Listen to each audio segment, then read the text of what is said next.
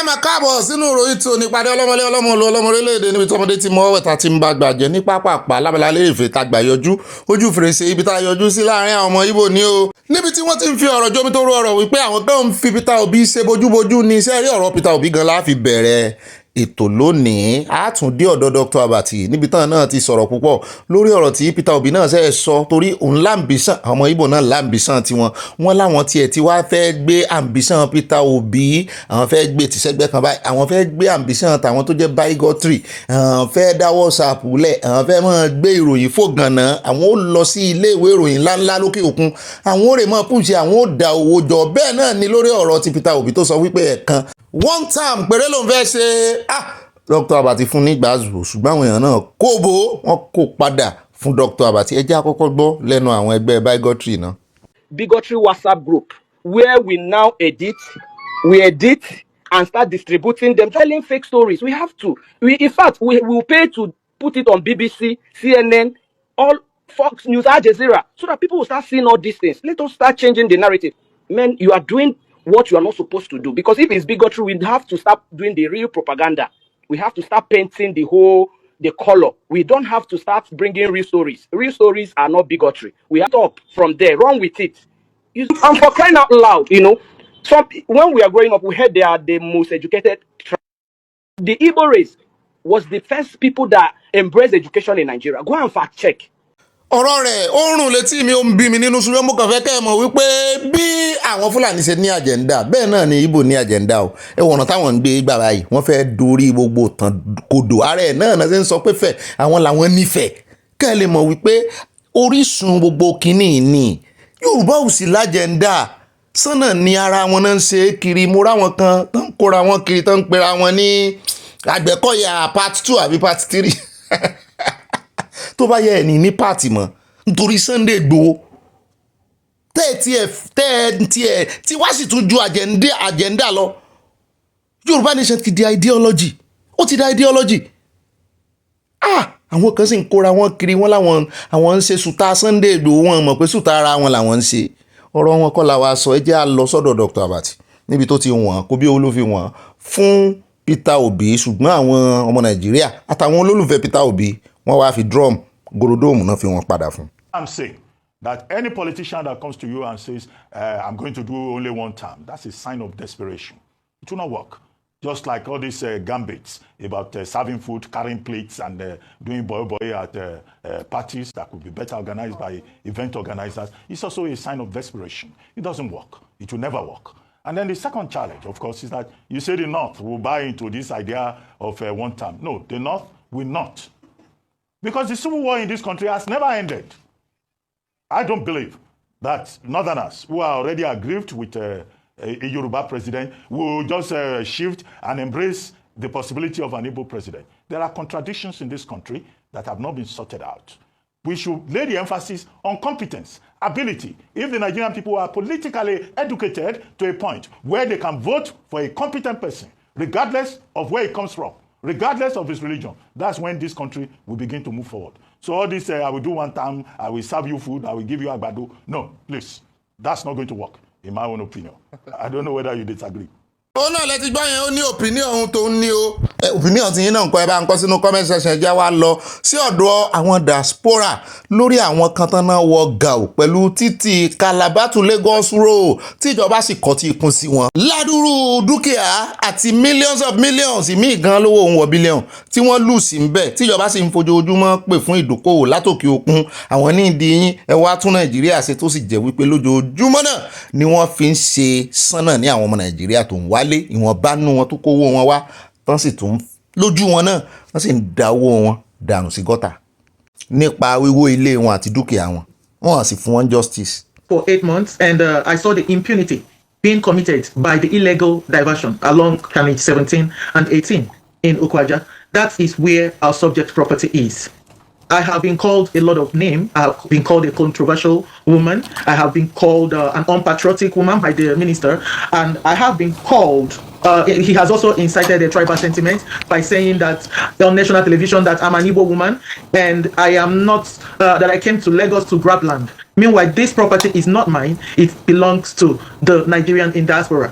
So I'm surprised. I'm still waiting for him to say that we don't have all the documentation like the CFO, the governor's consent, the coastal road right of way clearance that we all have. I'm still waiting for him to say it. He has not said that. He has also tried recruiting the FIRS. He told them to go after us because we told them that we brought in $250 million foreign direct investment.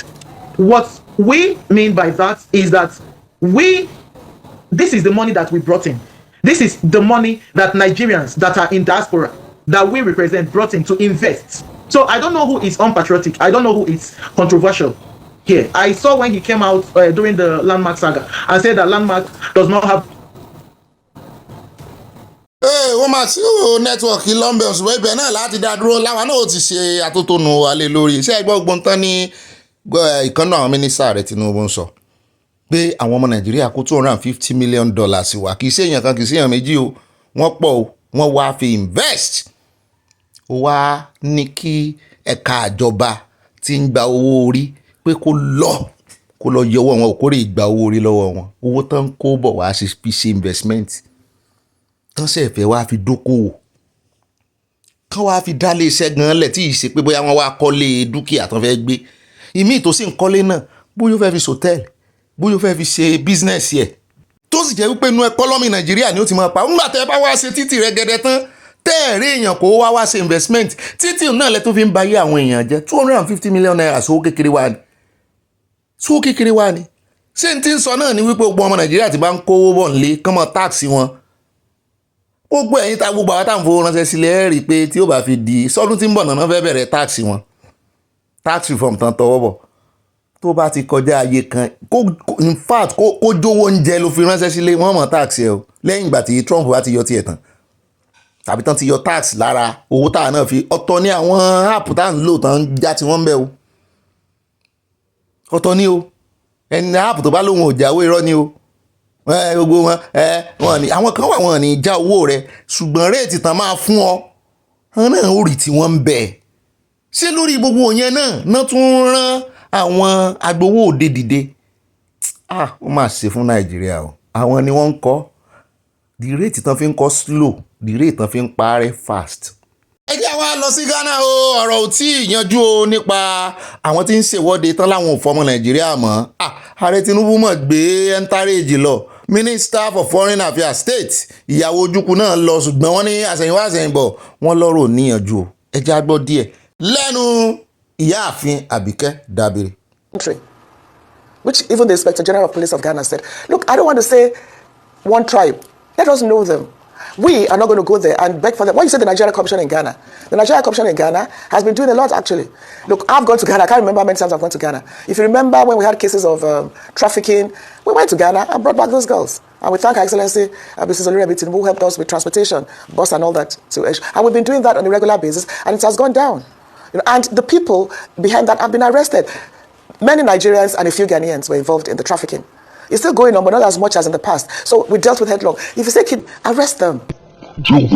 Lock them up. Again, when I mention these things, even me, sometimes this tribe you're talking about, we say, is it because it's us? No, like I said, crime has a federal character.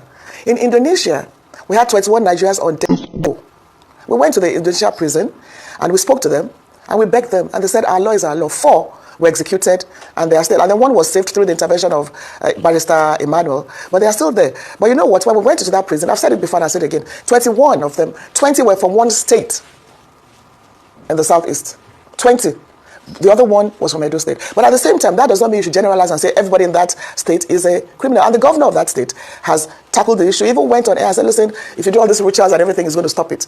Ọ̀gá o ní Indonesia wọ́n ní ntí ààfin Àbíkẹ́ Dábìrì ń gbìyànjú àti sọ náà ni pé kí Ghana mọ́ generalize pé ìka tó bá ṣẹ̀ ló bá ń gé ẹni tó bá ṣẹ̀ tán bá ká mọ́ ibi iṣẹ́ burúkú náà nìkan mú kán mọ́ kó gbọ́ ọmọ Nàìjíríà kọ̀ pé àwọn sáà lọ sí Indonesia láìpẹ́ yìí 21 ọmọ Nàìjíríà ló wà ní tán ti dájọ́ kú fún tán fẹ́ pa àwọn bẹ́ẹ̀ wọ́n ní òfin àwọn lòfin àwọn wọ́n ti pa 4 nínú wọn báyìí tó sì jẹ́ pé yọkan wọ́n ní wọ́n ráàyè gbẹ́yọ kan lẹ̀ ó kù mélòó ó kù 16 16 ó ní nínú gbogbo wọn ó ní 20 ogún nínú gbogbo wọn ó lọ́mọ Ìgbò ní gbogbo wọn ó ní ṣùgbọ́n òun ò wá general ó ní òun ò wá sọ̀rọ̀ pa tribe òun ò wá tribalistic mo ní ọmọ Igbo gan wà bigotry gbọ́n tá a fi bẹ̀rẹ̀ ìròyìn ni. So ní nídìí èyí òun rawọ́ ẹ̀bẹ̀ sí ìjọba Ghana ni kán mọ̀ kó gbọ́ ọmọ Nàìjíríà pọ̀ kán jọ ẹni tó bá ṣẹ̀ kán gbìyànjú kán mú pé tó bá tán bá sọ fáwọn pé eléyìí sẹ́ni tó ṣeré náà sì rẹ̀ rí àwọn ò ní gbèjà rẹ̀ àwọn ò fi ilẹ̀ kó jìyà rẹ̀ ni pé ṣùgbọ́n tán mọ́ fi ìyà jẹ aláìṣẹ̀. Kí wá ṣe yẹn nìkan lórí ọ̀rọ̀ Ghana nínú àkójọpọ̀ ròyìn lónìí bá ń bẹ̀ iṣẹ́ ribiribi tí ààrẹ wọn ń ṣe ń Ghana tọ́wọ́n ọmọ Ghana fi wá ń sọ̀rọ̀ kò bá kún gbé sí Nàìjíríà challenge show us your president, can your president do like this like our president, òun ló ń lọ lọ́wọ́lọ́wọ́ báyìí lórí ẹ̀rọ ayélujára. Ó dá àwọn ẹja adélé Haúsá àyà Mẹ́dúgùrì àdé Zamfara àdé ní Niger gbogbo àwọn ọmọ tẹ́ ń rí Yobe náà àfẹsẹ̀ kan débẹ̀ gbogbo àwọn ọmọ tẹ́ ń rí ní àwọn ọ̀dọ́ tán jí gbé lọ́kùn òjọ̀ kan lórí òjòrí káàkiri ilẹ̀ Haúsá ìmí 2013 ìmí 2010 náà ti jí gbé kì í tiẹ̀ tún ṣe àwọn Chibok girls o àwọn tán jí kó lọ́pọ̀ yanturu àwọn tán jí kó ní kọ̀ọ̀kan retail mọ̀ pé wọ́n bá lọ ọjà wholesale àti retail àwọn tán jí kó ní wholesale wà àwọn tán jí kó ní retail wà ọ̀pọ̀lọpọ̀ àwọn tẹ̀ ń wò ń bí retail nìyẹn wọ́n ní ìmí inú ọmọ kékeré nígbà tán jí gbé ọmọ 16 years ọmọ 13 years wọ́n ti dìyà ní ìsìn nígbà tán wọnú ìgbèkùn lọ ọmọ kékeré náà fi kó wọn ṣùgbọ́n nígbà tán máa padà wálé tán máa gbé wọn padà ní ìsìn wọ́n ti bímọ wọ́n dirú dìgbà wọ́n di padà wálé wọ́n ti sọ wọ́n díyàwó. Mo wá ní sí àwọn ọlọ́pàá ló gbà wọ́n lẹ̀ àbí àwọn yẹn ló mọ̀ọ́mọ̀ rìlíìsì wọn kán rè tún mọ̀ ṣe iṣẹ́ fáwọn torí ọmọ tó ti lọ látijọ́ ìtàn tó ti lóyún fún ọ tó ti ṣe yóò wá padà wá yóò mọ rúùtù ẹ̀ mọ̀ ẹ̀jẹ̀ á gbọ́ díẹ̀ ń bẹ̀. With information received from a very important personality in Rafi local government who intimated the police, they pursued the boat that was carrying these victims, intercepted it and rescued 5 women with 6 children. That was the first one. They captured us and took us into Sambisa forest. Then from there they took us through the bushes to another forest in Cameroon. And from there they brought us to a forest in Niger State. Life there was difficult, honestly. We suffered badly. They put us under forced labor and we kept working for them. Then after some time, they forcefully married us. No, I wasn't married off. It was just work. I told them I don't want to be married. I will work before we will regain freedom. It was really sad doing the work. You will sit all by yourself and cry your eyes out. But what will you do when there is no one to comfort you? You will need to endure. We kept enduring until this day that God rescued us. A lot of anxiety, a lot of happiness among the relations of the captives.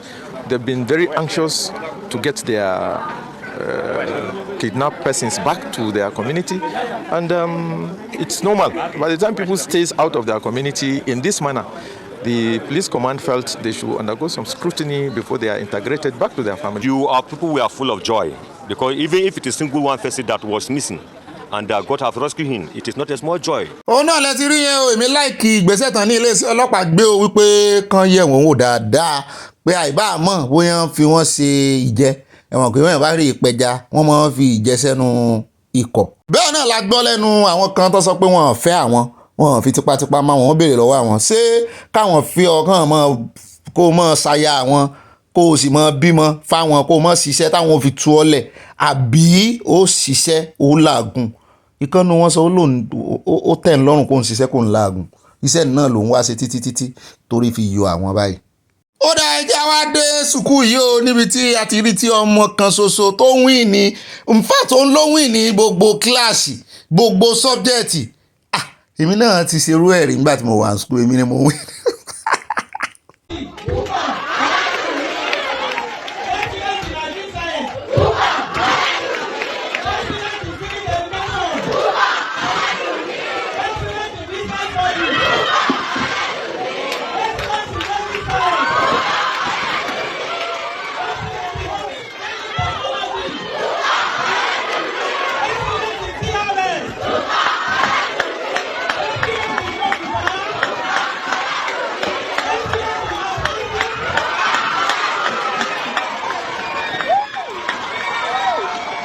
mo bọ́ dúpẹ́ o gẹ́gẹ́ bí abiyamọ nígbà tẹ́mi náà wà skul lóòótọ́ a pé mẹ́ta báyìí la máa du ipò kíní ipò kejì ipò kẹta tí n bá gbé ipò kẹta báyìí ló máa bí mi ni mo imagine yẹn tí mo tán jọ ń dupò báyìí mo imagine bínú ó sì máa bí láàrin wọn ṣùgbọ́n gbogbo abiyamọ ló gbàdúrà fún ọmọ yìí wọ́n sì sọ wọ́n ní ọwọ́ ayé ò ní ká bẹ́ẹ̀ náà ni àyà ní pọ́nbọ̀n ké sààrẹ Tinubu pé káàrẹ Tinubu ní fóònù náà ní 150 million naira pọ́mọ yìí náà ó ṣe bẹ́bẹ́ gbé kan rántí òun náà táìmù àwọn obìnrin rẹ̀ àwọn obìnrin ní jẹmùlá lọ́wọ́ ààrẹ Tinubu. bẹ́ẹ̀ náà ni àwọn Tigress tánṣẹ̀ ń win ní kọ́ọ̀pù àwọn basketballer ọmọ Nàìjíríà àwọn náà ti gba kọ́ọ̀pù lẹ́ẹ̀márùn-ún ìlú ní ààrẹ Tinubu fún wọn àwọn náà ti wà l'Ábùjá bẹ́ẹ̀ wọ́n fún wọn lówó àwọn ọmọ Nàìjíríà ti sọ wípé tẹ́ ẹ̀ bá fún wọn lówó ó ń jọ bí ẹni pé season àwọn obìnrin rẹ̀ lọ́wọ́ olódòdẹ. wọ́n lójú ọ̀rọ̀ lẹ́kọ̀ọ́ bẹ́ẹ̀ náà ni àjọ NIMET ti kìlọ̀ àwọn tí ń wojú ọjọ́ ti sọ wípé ó ń bọ̀ àwọn láńdẹ́ẹ̀dẹ̀ wọ́n sì sọ títí so ìtumọ̀ ẹ̀ náà ni pé ẹ̀ múra òjò lẹ̀ ẹ̀ múra ẹ̀kún omi lẹ̀ ẹ̀ múra àgbàrá ẹ̀ múra ẹ̀lẹ̀. aṣọ tí mo wọ̀ sọ́rùn yìí ẹ wá ṣàánú wa ní 4th of August 2025 everything takọ́ sínú ilé ló ti gbé lọ ẹ wà àdúgbò wa o àwọn èèyàn wá ń rescue àwọn èèyàn wọn ni o láàrin ibi tá a máa gbà jáde o Lagos State Governor Babájídé Sanwó-Olú we voted for you come and rescue us o. ẹ jẹ́ rescue ara yín gbogbo ń tẹ́ ẹ bá lè ṣe ní kẹ́ ẹ ṣe ẹ mọ́ dúró de gọ́ọ̀mẹ̀ntì o bẹ́ẹ̀ bá dé Lẹ́kì gan-an wọ́n ròyìn gbogbo ẹnu tó ń dán fún yẹn tó bá ti rọ̀ lẹ́yìn 30 minutes yóò wọ̀ lọ àwọn pọ́ǹpù ẹ jẹ́ múra bójú irú ilé tó rọ̀ tó bá rọ̀ fọjọ́ méje nǹkan ó ṣẹlẹ̀ o à ń bẹ̀bẹ̀ à ń bá yín gbàdúrà bí o pé kó dáwọ́ dúró ìjẹ́dẹ́ tún lélẹ́yìí wọ́n ní Kòròdú ló ti sọ sẹ́jù. From August 3 till August 4 Monday morning my inside house outside as full of water big ocean see my 3 cars inside water. ó dáa níbà ẹja sáré dé Ìbàdàn níbi tá a ti gbọ́ pé finally wọ́n ti kéde Bàbá Ládọjà gẹ́gẹ́ bí ọba Olúbàdàn tuntun báyìí yóò lẹ́yìn ìgbà tán ti ṣe gbogbo kòkárí ti ọba tó wàjà Ọlákùlẹ́yìn wọ́n ní àwọn afọbajẹ officially wọ́n ti kéde Bàbá Ládọjà. Ìbálòpọ̀ Ìbàdàn Ìṣòro Majesty Ọbásanjọ́ Abímbọ́lá Ajíbọ́lá nominated His Royal Majesty Ìsúnpẹ̀rẹ̀tì Ọba Abdulrasheed Adéwọ̀lú Ládọjà. Osimhen 4 years deal is failed. That 4 years deal you will not enjoy it. You better have a rethink. Who give you that advice, Osimhen? Òṣìlódé yẹn o. wọ́n rówó politics jẹ mọ́ àwọn fúbọ́là náà tún fèsì ní ìsìn kán lè mọ kó àwọn á dá ẹ̀rù pa wọ́n wọ́n á fi jìnnìjìnnì bò wọ́n wọ́n á fi àsọtẹ́lẹ̀ ẹ̀rù ránṣẹ́ sí wọn nígbà tí ọmọ ológun ń làágùn tí ń lálàsé wọ́n rí ngbà náà o. ṣé forecast lélẹ́yìí àbá sọtẹ́lẹ̀. ó dá ilé tàbí sí àṣekágbá nínú abala lérèfé ká tó wọnú àkójọpọ̀ ròyìn lọ ẹjẹ́ sáré dé ilé ẹjọ́ níbi tá a ti ga máìkì sí ẹnu ìkan nínú àwọn agbẹjọ́rò ìtàn làwọn lọ kóòtù wípé 5 trillion naira kan wà tí wọ́n fi ń ṣe bójúbójú ní NNPC mú ní èyí ọ̀rọ̀ gbogbo ìṣẹ́ lórí alábà. ibo ni 5 trillion naira tún ti yọjú análàsì ń gbọ́ tán sọ wípé wọ́n ti yọ ojúlarí tán ṣe fi sí olórí ní NNPC ṣùgbọ́n ṣàdédé lónìí la tún rí tó lọ function kan tó rí represent NNPC eléyìí túmọ̀ sí pé wọ́n yọnu o àbí wọ́n ń pè ló kan yọ ìròyìn sì ń jà lábẹ́lẹ̀ lórí ọ̀rọ̀ ojúlarí pé wọ́n máa yọ bóyá ní yọ láìpẹ́ ìlú náà sọ pé àwọn ò ta refinery Port Harcourt mọ́ ṣùgbọ́n àṣírí kan tó ti wá tú báyìí tó mú kí agbẹjọ́rò yìí lọ ilé ẹjọ́ pé àwọn fẹ́ gbé NNPC yẹn lọ ilé ẹjọ́ wọ́n ní pàápàá jùlọ wọ́n ní ẹgbẹ́ ojú kúrò lára àwọn ọ̀gá pátápátá wọ́n ní àwọn ọ̀gá kan wà tán àwọn gangan náà tẹ̀lé àwọn ọ̀gá pátápátá pàápàá jùlọ wọ́n ní olórí finance wọn NNPC wọ́n lòun gangan ló ní can of worm ẹja gbọ́ lẹ́nu. Over the affairs of the NNPC downstream and was in charge of the fraudulent turnaround maintenance of Warri and the Port Harcourt refineries, where over $3 billion has been spent, almost 5 to 6 trillion naira of taxpayers' money, while Nigerians are suffering, groaning in hunger, anguishing in poverty. And we are also seeking to an order of mandamus to compel the president of the Federal Republic of Nigeria, while we also call on the president to immediately suspend Mr. Dakwashegu as the executive chair, as the executive director of finance of the NNPCL. Based on the fraud he perpetrated or the fraud he presided over as the executive vice chairman downstream during the acquisition of OVL Energy by NNPC. Of course, you know that OVL Energy was purportedly acquired by NNPCL, and over $325 million was purportedly paid in a kind of deal that was shrouded in complicated Byzantine, in a complicated secrecy. The corruption in this country that has dealt with Nigerians, that have kept Nigerians in abject poverty. This man presided over it, and the NNPCL fraudulently, purportedly acquired OVH Energy, and they have taken over the entire retail outlet of NNPC. And regrettably, a foreigner is in charge of OVL Energy, and the foreigner is now in charge of our total retail market, NNPC retail market in this country. And that is, you see, what corruption is dealing on Nigerians. So we are in this court to seek to compel EFCC. EFCC cannot be fighting corruption and also scratching corruption. EFCC cannot be seen to be condoning corruption in the name of fighting corruption. You are probing the turnaround, the purported turnaround maintenance of Warri and Port Harcourt refineries, where over 5 trillion of taxpayers' money has been spent, embezzled, and Nigerians are suffering in poverty. People cannot afford to eat 3 square meal in this country. And the man at the center of affairs, the man at the helm of affairs that presided over the purported turnaround maintenance, Mr. Dakwashegu, is left alone. You have invited all other players that were part of the fraudulent turnaround maintenance of these 2 refineries, that were part of the fraudulent deal in acquisition of OVH Energy, and you are leaving alone Mr. Shegu Dakwa, who was the executive vice president of NNPCL in charge of downstream. This kind of country, we can't be making mockery of the fight against corruption. We can't be. I mean, this country, we must fix it together. That is why we have civil society organizations. That's why we have anti-corruption campaigners and crusaders. And we will continue to speak to power. We will continue to speak to truth. That things must be done properly. That this country must be better for all of us. We will continue to suffer in abject poverty. Why some few people are busy cutting away our money, living in opulence, gallivanting from one place to another. So we are here to seek to compel EFCC to immediately include and investigate Mr. Dakwashegu in the investigation of the corrupt activities in relation to the 2 refineries and in relation to the acquisition of OVH Energies that has now taken over the entire retail outlets of the Nigerian National Petroleum Corporation. They cannot purport to, EFCC cannot purport to be fighting corruption or investigating anything that has to do with these 2 refineries or with the acquisition of OVH Energy without investigating and possibly prosecuting Mr. Dakwashegu. What if they do it, and if they continue in this direction, we are telling them that this democracy, we will sustain it together. We will always resort to court to seek to enforce some of these basic rights. We will continue to rely on the constitutional provisions, to exercise our freedom as citizens of this country. Ó dáa nítorí àpò wa kò sí táìmù ó ká lára gan ni ó ṣùgbọ́n àwọn ọmọ Nàìjíríà gan ò tiẹ̀ mọ̀ pọ́n chíìtì àwọn òyìnbó ti gbàjọba rítèèlì ní NNPC 5 trillion ẹ mọ́ gbàgbé 210 trillion sí wà ń bẹ́ o tí Báyọ̀ Ojúlárí ò tí ì rójútùú sí o bí ó ṣe dá àwọn sínẹ́ẹ̀tì lóhùn NNPC ibi tí ìwà ìbàjẹ́ sodo sí Nàìjíríà, that is the headquarters of corruption. Allegedly mo fà allegedly parí ẹ̀ ẹ já ń sọ nínú àkójọpọ̀ ìròyìn.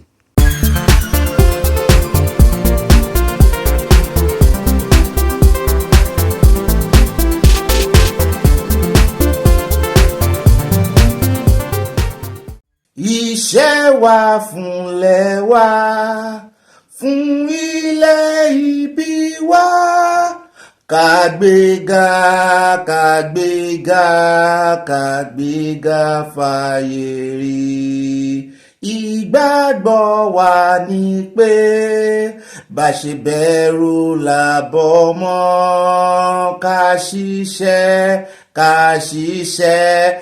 ṣiṣẹ́ ká jọlá.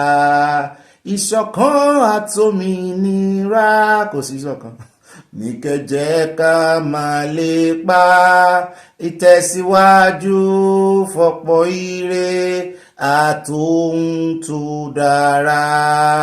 Ọmọ Oòduà dìde, bọ́ sípò ẹ̀tọ́ rẹ. Àwa ni ìmọ́lẹ̀ ògo adúláwọ̀. Ó ń ṣe mí bí kí n mọ́ ọkọ lọ, ó dùn, ó nítumọ̀, ṣùgbọ́n létí àwọn ọ̀dàlẹ̀ balẹ̀ lọ, àwọn ìkà tí wọ́n fẹ́ kí ìran Yorùbá gòkè àgbà tó jẹ́ pé gbogbo ibi tí ìran Yorùbá bá ti ń làkàkà láti gba òmìnira tàbí láti dúró tán gbogbo àwọn lọ́mọ dúró ń bẹ̀ wọ́n á dẹ̀bù ọ̀nà ilẹ̀ ó mú yín o. ó dá ilé mo fi kí káàbọ̀ yìí tèmi ẹ̀mọ̀ tá à ń bá wí torí wọn jogun omi. ó dá mo kí káàbọ̀ sínú ìròyìn tó ní ìpàdé ọlọ́mọlé ọlọ́mọ orílẹ̀-èdè ìpàdé ibi tí ọmọdé ti mọ wẹ̀ta tí ń bá gbà jẹun o lẹ́ni ọjọ́ 4 nínú oṣù kẹjọ ọdún 2025 bó o lọ dẹ̀dẹ̀ ẹyin bó o ní gbogbo nǹkan ṣe ń lọ létòlétò só ń gbójú ọwọ́ só ń lọ bá ṣe kọ̀wé rẹ̀ ó dà yọ́ mọ̀ yá ni kò ní yẹ́lẹ̀ yọ́ dà fún wa yọ́ dà fún ato lórí tẹlẹ́mù gbogbo àwọn táwọn wá kó lè dá fún ìran wa fún ìran Yorùbá pàápàá jùlọ àwọn táwa ń dín ìrìn àjò òmìnira torí kò sí rere tó lè wà fún Jerusalem tó wà torí Yorùbá ní Jerusalem ti wá kò wá sí gbogbo rere tó lè wà ńbẹ̀ tó o bá sì ń wá nú àhámọ́ o kò lè ṣe sóore o ń gbin nǹkan sínú àhámọ́ òun retí nǹkan rere nínú àhámọ́ a ní kó kọ́kọ́ kó nú àhámọ́ ni. ibà wẹ́ náà ní ibà bí orí bẹ̀ báyìí nàní náà ní ibà sáwọn olè ibà kanjú abẹ́ ń kò ibà lọ tààràtàrà tọ́rọ̀ bá ti di ọ̀rọ̀ òtítọ́ àtòdodo mímọ́ gùn mi ni. torí sàn láàrin àjẹ́ ni mo ní pẹ̀kọ̀rọ̀ èmi náà ní ibà ọ̀pàpà parada ẹ̀ parada òdò ọ̀gárẹ̀ parada òdò àyànú àbàlà comment section abúlé yẹn lólùfẹ́ mi náà ní ibà ọ̀pàkọ́kọ́ àwọn òpèké ọkọ̀ àwọn sweet 16 bẹ́ẹ̀ náà ni ẹ lè pè mí ní ibà mú ẹ̀gúsí lọ sí space àmúṣẹ́ni ibà rìn gínìgínì náà rẹ̀ ó rìn gínìgínì tí kúmíà tí kúyò rìn gínìgínì tí kúmíà tí kúyò rìn gínìgínì ẹ rò pé mo fẹ́ kọ tínkù little ṣàìrọ àwọn ọmọ yí orí èbó kodò ń bí torí ẹ̀ mo ṣe ní ibà tíngù mi and tíngù yù ṣé ẹ ti jókòó dáadáa mo ti ṣetán láti tíngù yín o èmi náà ní ibà confam ẹ̀kọ́ tó sẹ́ndẹ̀ mọ́ bá gbéròyìn fògànà o mọ́ bá gbéròyìn rọ o bẹ́ẹ̀ náà ní ibà àlẹ́jẹ́lì ibà rìpọ̀tẹ́lì gbogbo òròyìn tá à ń gbé ń bí rìpọ̀tẹ́lì and àlẹ́jẹ́lì ní àásì gbé kalẹ̀ ọlọ́run ò gbé kalẹ̀ láti ta máa bùkù báyàn kankan ẹ lè pè mí ní ibà fayọ̀pọ̀tì ẹ̀ ibà ayọ̀ mi kún ibà inú mi dùn èmi náà ní ibà amúlùdùn lórí ẹ̀rọ ayélujára ẹ wá bá ń fòtílẹ̀ bá ń fọbalẹ̀ ẹ pè mí ní ibà kéde fún Yorùbá nation ó dà ní dènà pẹ́nu àní bókò lọlé olóró ẹ̀sìn mi mo dúpẹ́ lọ́wọ́ yín o Ọlọ́run adúpẹ́ o gbogbo wa lápánúpọ̀ apawọ́pọ̀ adá ogbó ogbó padà àtàrí ẹ̀sìn ẹ̀yìn náà mo bẹ́ẹ̀ ṣe máa ń pè ìlú rẹ̀ bẹ́ẹ̀ ṣe máa bá wa ṣe bàbá mi ó bá ń rìpàkéjì ẹ̀ yóò tún taari ẹ̀ para sí wa in the form of àánú àtòrí ọ̀fẹ́ ń táwa ń jẹnu ǹdò jẹ́ pé ní tó tọ́ sọ́lọ́run là ń fún ní tó bá sì tọ́ sáwà náà yóò ṣe kí ni yóò fún àgbà tí ìṣòògùn simple arithmetic adùn ṣe bí tọ́lọ́run lọ́wọ́ sí adúpẹ́ lọ́wọ́ Ọlọ́run ó dá o ní gbogbo àwọn àkọọ́lẹ̀ táyà ti kólẹ̀ sórí tábìlì mi àwọn àkórí ìròyìn tá àkọ́kọ́ mẹ́nubà níbi tá ti mọ dàmí tútù wájú tá ti mọ tẹ̀lẹ̀ tútù àwọn ìròyìn tó ní ojú wọnú ara wọn níbẹ̀ náà ni àwàdà díẹ̀díẹ̀ ń jẹyọ ń bẹ̀ ṣùgbọ́n eléyìí tá àkọ́kọ́ fi bẹ̀rẹ̀ ó ní ọ̀rọ̀ Àmọ̀tẹ́kùn ìròyìn tá ara mú wá fún yín lánàá ní fẹ́ẹ́rẹ́ jógìn àáfẹ́ lójú lónìí o àáfẹ́ lójú gbogbo bàbá lè fẹ́ dé àáfẹ́ lójú lónìí kì í ṣe nǹkan kékeré o is a very very higher height mo ṣe èbò kì í ṣe nǹkan kékeré ní Àmọ̀tẹ́kùn achieve lánàá mo ti lọ ṣe research lórí ẹ̀ àwọn wo gan ló wà nínú ẹgbẹ́ yìí wọ́n ń pè ní SDGs nínú UN United Nations tààràtààrà ni ewu ló wà ń bẹ̀ bó ní Àmọ̀tẹ́kùn ṣe débẹ̀ ta ló apply síbẹ̀ sẹ́kàn fìwé pé wọ́n ni bó ló ṣe jẹ́ mùdùmùdù pọ̀ ń bẹ́ o ṣé ẹ rí àwa Yorùbá yìí intellect tó lóun fún wa mo ṣe máa ń sọ wípé ẹ wo ìgbà tí ogun abẹ́lé ṣẹlẹ̀ ẹ wo nígbà tí Awólọ́wọ̀ dá sí ẹ wo bí nǹkan ṣe change ọgbọ́n lọ́lọ́run fún ẹ mọ̀ jẹ́ alọ́ àrékèrèkè mọ̀ fúnra wa ẹ mọ̀ lo àrékèrèkè mọ̀ gbogbo ẹ̀ láàjà mọ́ra wọn ò á sọ̀rọ̀ lórí àwọn kan tó tún ń gbógun wọn náà fẹ́ gbógun ti Sunday Igboho mo ní sí ẹ̀yin lè forí sọ àpáta ni èmi ò tí ẹ̀ ní fún wọn ní commercial mi ò ní fún wọn promotion tán sanwó fún ẹni tó bá fẹ́ kí n mọ́ dárúkọ ọ̀hún kó o dalẹ̀ jù bẹ́ẹ̀ lọ torí wọ́n tún ń fi kíní yẹn wá promotion wọ́n fi ń wá ká mọ́ sọ̀rọ̀ àwọn ní sọ́nísọ̀ pa promote wọn tá mọ̀kòlò yín lọ́yọ̀ọ́ Sunday Igboho lẹ́fẹ́ wọn darí ọmọdé bá darí sapá kí ni wọ́n ní ó ṣe tó bá darí sọ̀rọ̀ kó nǹkan ẹ̀yìn nìyìn apáta Sunday Igboho alálẹ̀ dìímú báyìí ni kí sóun náà gbogbo ránwọ̀n tẹ́ ń wọ̀ kiri tẹ́ ń. ó dá ẹ káàbọ̀ jàre èyí tèmi á sọ púpọ̀ lọ́rọ̀ alákọ̀ọ́kọ́ ní kẹ́bà ń fi yún ṣe o ti Àmọ̀tẹ́kùn á fẹ̀ lójú inú yín ó sì dùn àyà ó ṣe ríbi lánàá wọ́n ń kí àyà 9 mẹ́wàá ni ó gbé wa débẹ̀ mọ́ mi ní ṣé màámi náà ni màámi kọ́ ló ń sọ pé ṣé àyà gba PhD ni àyà àrọ́wọ́ ló gba PhD. Ó dá ẹlẹ́ẹ̀kejì bẹ́ẹ̀ ẹ jẹ́ á dé ọ̀dọ̀ àwọn ọmọ ẹgbẹ́ agbábọ́ọ̀lù ẹni àmẹ́nu kò lórí ọ̀rọ̀ wọn kì í sọ̀dọ̀ wọn là ń lọ.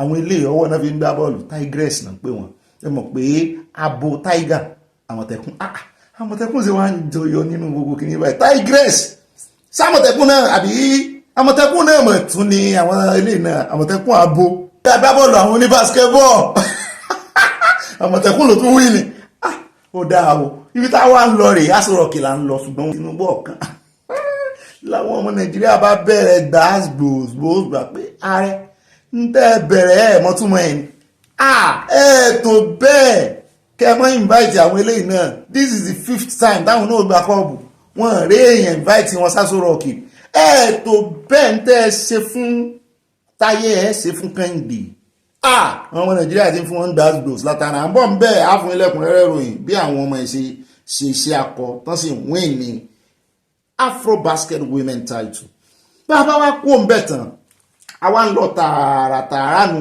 o àwa ń lọ tààràtààrà àwọn onú studio rẹ̀ jáde ọ̀dọ̀ Festus Keyamo aviation minister ó ń jọ bí ẹni pé ọwọ́ di iṣẹ́ kún ọwọ́ rẹ̀ lẹ́nujọ́ mẹ́ta ìtòrò náà wọ́n sọ̀rọ̀ gan o wọ́n sọ̀rọ̀ gan ó tẹ̀ jẹ́ wípé SAN ló náà agbẹjọ́rò la mọ̀ sí ṣùgbọ́n nígbà tó ti join politics ní báyìí tí ó ti wá kéde láti ìjẹta wípé wọ́n ti buwọ́lu owó 712 billion náà ni o kì í ṣe owó tó pọ̀ o pé àwọn fẹ́ fi ṣe rehabilitation full rehabilitation páwọn fẹ́ já airport sí o àti gbèrò yẹn wá fún yín airport Èkó náà fẹ́ ná a chunk of that money èyí tó pọ̀ jù ń bẹ̀ airport Èkó ni wọ́n fẹ́ ná sí ní àwọn aráàlẹ̀ Haúsá bá ń pariwo wípé dárúkọ àwọn airport míì náà bẹ́ẹ̀ ṣùgbọ́n iye tẹ́ fẹ́ ná sí airport ilẹ̀ Haúsá ẹ sì mọ̀ pé lẹ́nujọ́ mẹ́ta wọ́n ń pariwo lé olódòdẹ lórí wípé Èkó nìkan ní náwó sí kí tí ẹ ṣe gbólẹ̀ Yorùbá gan níbi táwọn Haúsá tí wọ́n ń ṣe sánà ní ẹ̀dẹ̀ wọ́n tún sọ wọ́n ní Èkó nìkan ni wọ́n ní àwọn ilẹ̀ Yorùbá yòókù gan wọ́n láwọn gan wọ́n rí nǹkan tọ́lá àwọn Haúsá ló ń sọ bẹ́ẹ̀ o ṣùgbọ́n báyìí kí wá sáwọn nìkan ló sọ̀rọ̀ àwọn ADC coalition náà bá ganu sí mike wọ́n ní in the first place wọ́n ní misplaced priority ní ẹ fẹ́ ná dúró owó yẹn kí ló ṣe nígbà tẹ ní airport 1 ẹni terminal 1 ẹni terminal 2 táwọn Chinese ṣe kí ló tẹ́ tún wá fẹ́ ná dúró owó àwọn ọmọ kan Nàìjíríà kan ní ẹjẹ́ kan náà o ẹjẹ́ kan tún airport ṣe o nítorí ẹ̀kẹ́ mọ́ sọ ni pé sówó yẹn pọ̀ jù àbí ó pọ̀ jù kì í ṣe pé kẹ́ mọ́ ní misplaced priority àṣẹ Festus Keyamo fi gbígbọ́ sáláìgbọ́ ni àṣọ ní èsì tó fẹ́ fún wọn ó ti wá ganu sí máìkì báyìí ó tẹ́ parí bó ṣe tanu bá gbogbo àwọn olóṣèlú ó tanu bá Peter Obi àti Kúmu ní coalition ló sọ̀rọ̀ kì í ṣe àwọn àtàkì yẹn personally ó ní gbogbo wọn lòun ó kó pọ̀ ó ní ìwà 419 tó ti wà outdated àwọn yahoo lòun rẹ̀ ń sìn àwọn scam fraud lòun rẹ̀ ní ìsìn pé 419 láyé Babangida ní 419 gbó ló wà famous làwọn èèyàn mọ̀ pé ó ti wà dé ó ní ọgbọ́n yẹn ni àwọn coalition lò bẹ́ẹ̀ náà ló sọ ó ní owó yìí ó pọ̀ jù òun fẹ́ defend ara àwọn mo ní ó ti ẹ̀dá ẹjẹ́ á gbọ́ defensive ẹbí tá a ti ń sọ ní lọ́wọ́ la tún ti gbọ́ téèyàn kan ti bí ẹni pé ń ká lòlò tí mo ní ṣe ìṣe ọpẹ́ bolo wọ́n ní kí n mọ̀ sọ ọpẹ́ bolo wọ́n ní bá ṣàti gbẹ̀ tí ń ká lòlò báyìí ọpẹ́ bolo ni wọ́n pè wọ́n ní Bọ̀dà Báyọ̀ ni mo ní àìrọ̀ Bọ̀dà Báyọ̀ ìka lòlò wọ́n ní Bọ̀dà Báyọ̀ náà mo ní Bọ̀dà Báyọ̀ kí náà tún sọ ń bẹ̀ wọ́n ní Bọ̀dà Báyọ̀ agbẹnusọ rẹ̀ wọ́n náà sọ wípé àwọn ẹgbẹ́ coalition ló ti àwọn sí premature kì í ṣe premature ejaculation mo fẹ́ sọ premature àyà àní àwọn ọmọ wa kó sí lórí báyìí premature preparation for election gbogbo ẹ̀ṣọ́ ejaculation nígbàtí wọ́n ejaculate politically náà ni pé àwọn coalition ló ti àwọn sí premature preparation fún presidential election 2027 wọ́n ní kò tí yẹ káwọn ọmọ sọ̀rọ̀ oníbọ̀dá yóò lójú tí ẹ̀ sì fa bọ̀dá ìlàsọ níbi náà àbíkẹ́ pa máìkì wọn Sunday ààrẹ agbẹnusọ ààrẹ ṣé Sunday dáre jàre bọ̀dá ẹ̀yin náà sì ń tòsí kẹ́ fàbọ̀dà Báyọ̀lá sọ pé kí náà ń sọ yìí ó lẹ́ẹ̀ẹ́sẹ̀ mọ́ sọ́ńtà pé ẹgbẹ́ coalition ló tì yín ló ti sọ̀rọ̀ bọ̀ yín lọ́wọ́ wọ́n bá ní kọ́ ọmọ tọwọ́ bọ̀ náà ṣé òun náà ọwọ́ bá sún ọwọ́ rẹ̀ débi iná torí tó gbóná ṣé yóò tọ́ ọ̀bọ̀ ni àwọn náà fa agídí ó sì ẹ̀dá mo ṣe rántí wọ́n lo language yẹn wọ́n ní wọ́n fi agídí fa wọn sínú preparation fún election 2027 pé kò yẹ káwọn tí mọ̀ bẹ̀ kò yẹ káwọn wọn mójútó ìjọba ni so iná náà mọ̀ pé ti lose focus àmúbọ̀ wọn fún fídíò rẹ̀ wá o kẹ́ lè bá a mọ̀ wípé bá ń bẹ̀ ní ìròyìn tá àyà kó wá lónìí bàbá kò ń bẹ̀ tán àní pẹ́ rárá ní ìròyìn tòní rárá torí iṣẹ́ kún ọwọ́ kò sí gbogbo fi gbogbo ara sáàyè ẹ jẹ́ àlọ́ tààràtààrà sí ilé ìjọsìn Anglican níbi tó ti gbóhùn sókè wípé àwọn tí ń bá yín mú ní ọwọ́ gbẹ̀fẹ̀ tẹ́lẹ̀ ṣùgbọ́n ní ìsìn àwọn ìrànjúmọ́ imúnítàlẹ̀ ìrànjúmọ́ wọ́n ní ìjọ wọ́n ní ìjọ diocese àwọn ní UK ni o wọ́n náà gbọ́ wípé wọ́n vóòtì fún arábìnrin kan wọ́n fẹ́ fi ṣe Archbishop of Wales mo ní kí ló wá ṣẹlẹ̀ ṣé kò dáa kóbìnrin jẹ ni wọ́n ní kí kìí ṣe pé àwọn ò fẹ́ kóbìnrin jẹ wọ́n ní ṣùgbọ́n obìnrin tí wọ́n fẹ́ fi jẹ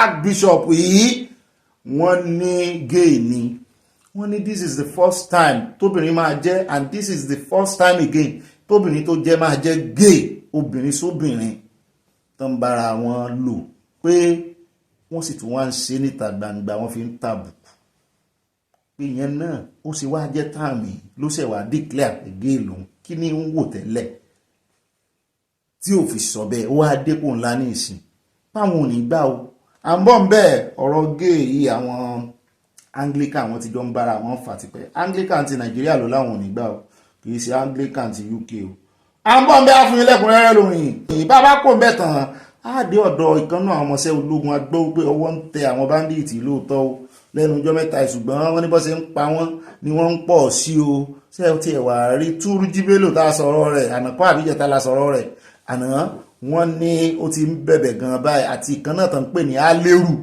wọ́n ló ti ń bẹ̀bẹ̀ báyìí yìí o ṣùgbọ́n ìkànnà àwọn ọmọ iléeṣẹ́ ológun ló wá sọ pé ibi táwọn ti lọ kojú àwọn àwọn bandit àtàwọn Fúlàní herdsmen ní ìpínlẹ̀ Plateau lẹ́nu ọjọ́ mẹ́ta ìtàn pààyàn táwọn lọ kojú wọn ó ní ọta àbọ̀n tán wọ́n ṣàṣẹ experience ẹ̀ fún wa mo ní tí àwọn àmì ìdojú kọ bóyá Ọlọ́run ti ṣetán tó fẹ́ gbà wọn náà ga la ṣe ń mú ọ̀rọ̀ àmì mọ́ lẹ́nu ọjọ́ mẹ́ta ẹ̀ sì rí bọ̀bọ̀ tá a mú wá lánàá ọ̀pọ̀lọpọ̀ ọ̀rọ̀ ló sọ́dà alẹ́ àwọn èèyàn náà ti kìn lẹ́yìn nígbà tá a fi jí lónìí mo ló ti ẹ̀dá rẹ̀ mo ló dà rẹ̀ ẹjá wá kó mbẹ́ ẹjá wá padà sí ọ̀dọ̀ United States Mission US Mission ní Nàìjíríà ìjọba Nàìjíríà ò mọ̀ fẹ́ bá wọn mú kékeré o wọ́n ní wọ́n kọjá àyè wọn wọ́n ní wọ́n dá sí tí ó kàn wọ́n àti múròyìn yẹn wá fún yín ṣùgbọ́n báyìí wọ́n ti wá challenge wọn bẹ́ẹ̀ náà ni wọ́n wá ń gbè sí àwọn gómìnà méjì tí wọ́n sọ̀rọ̀ bá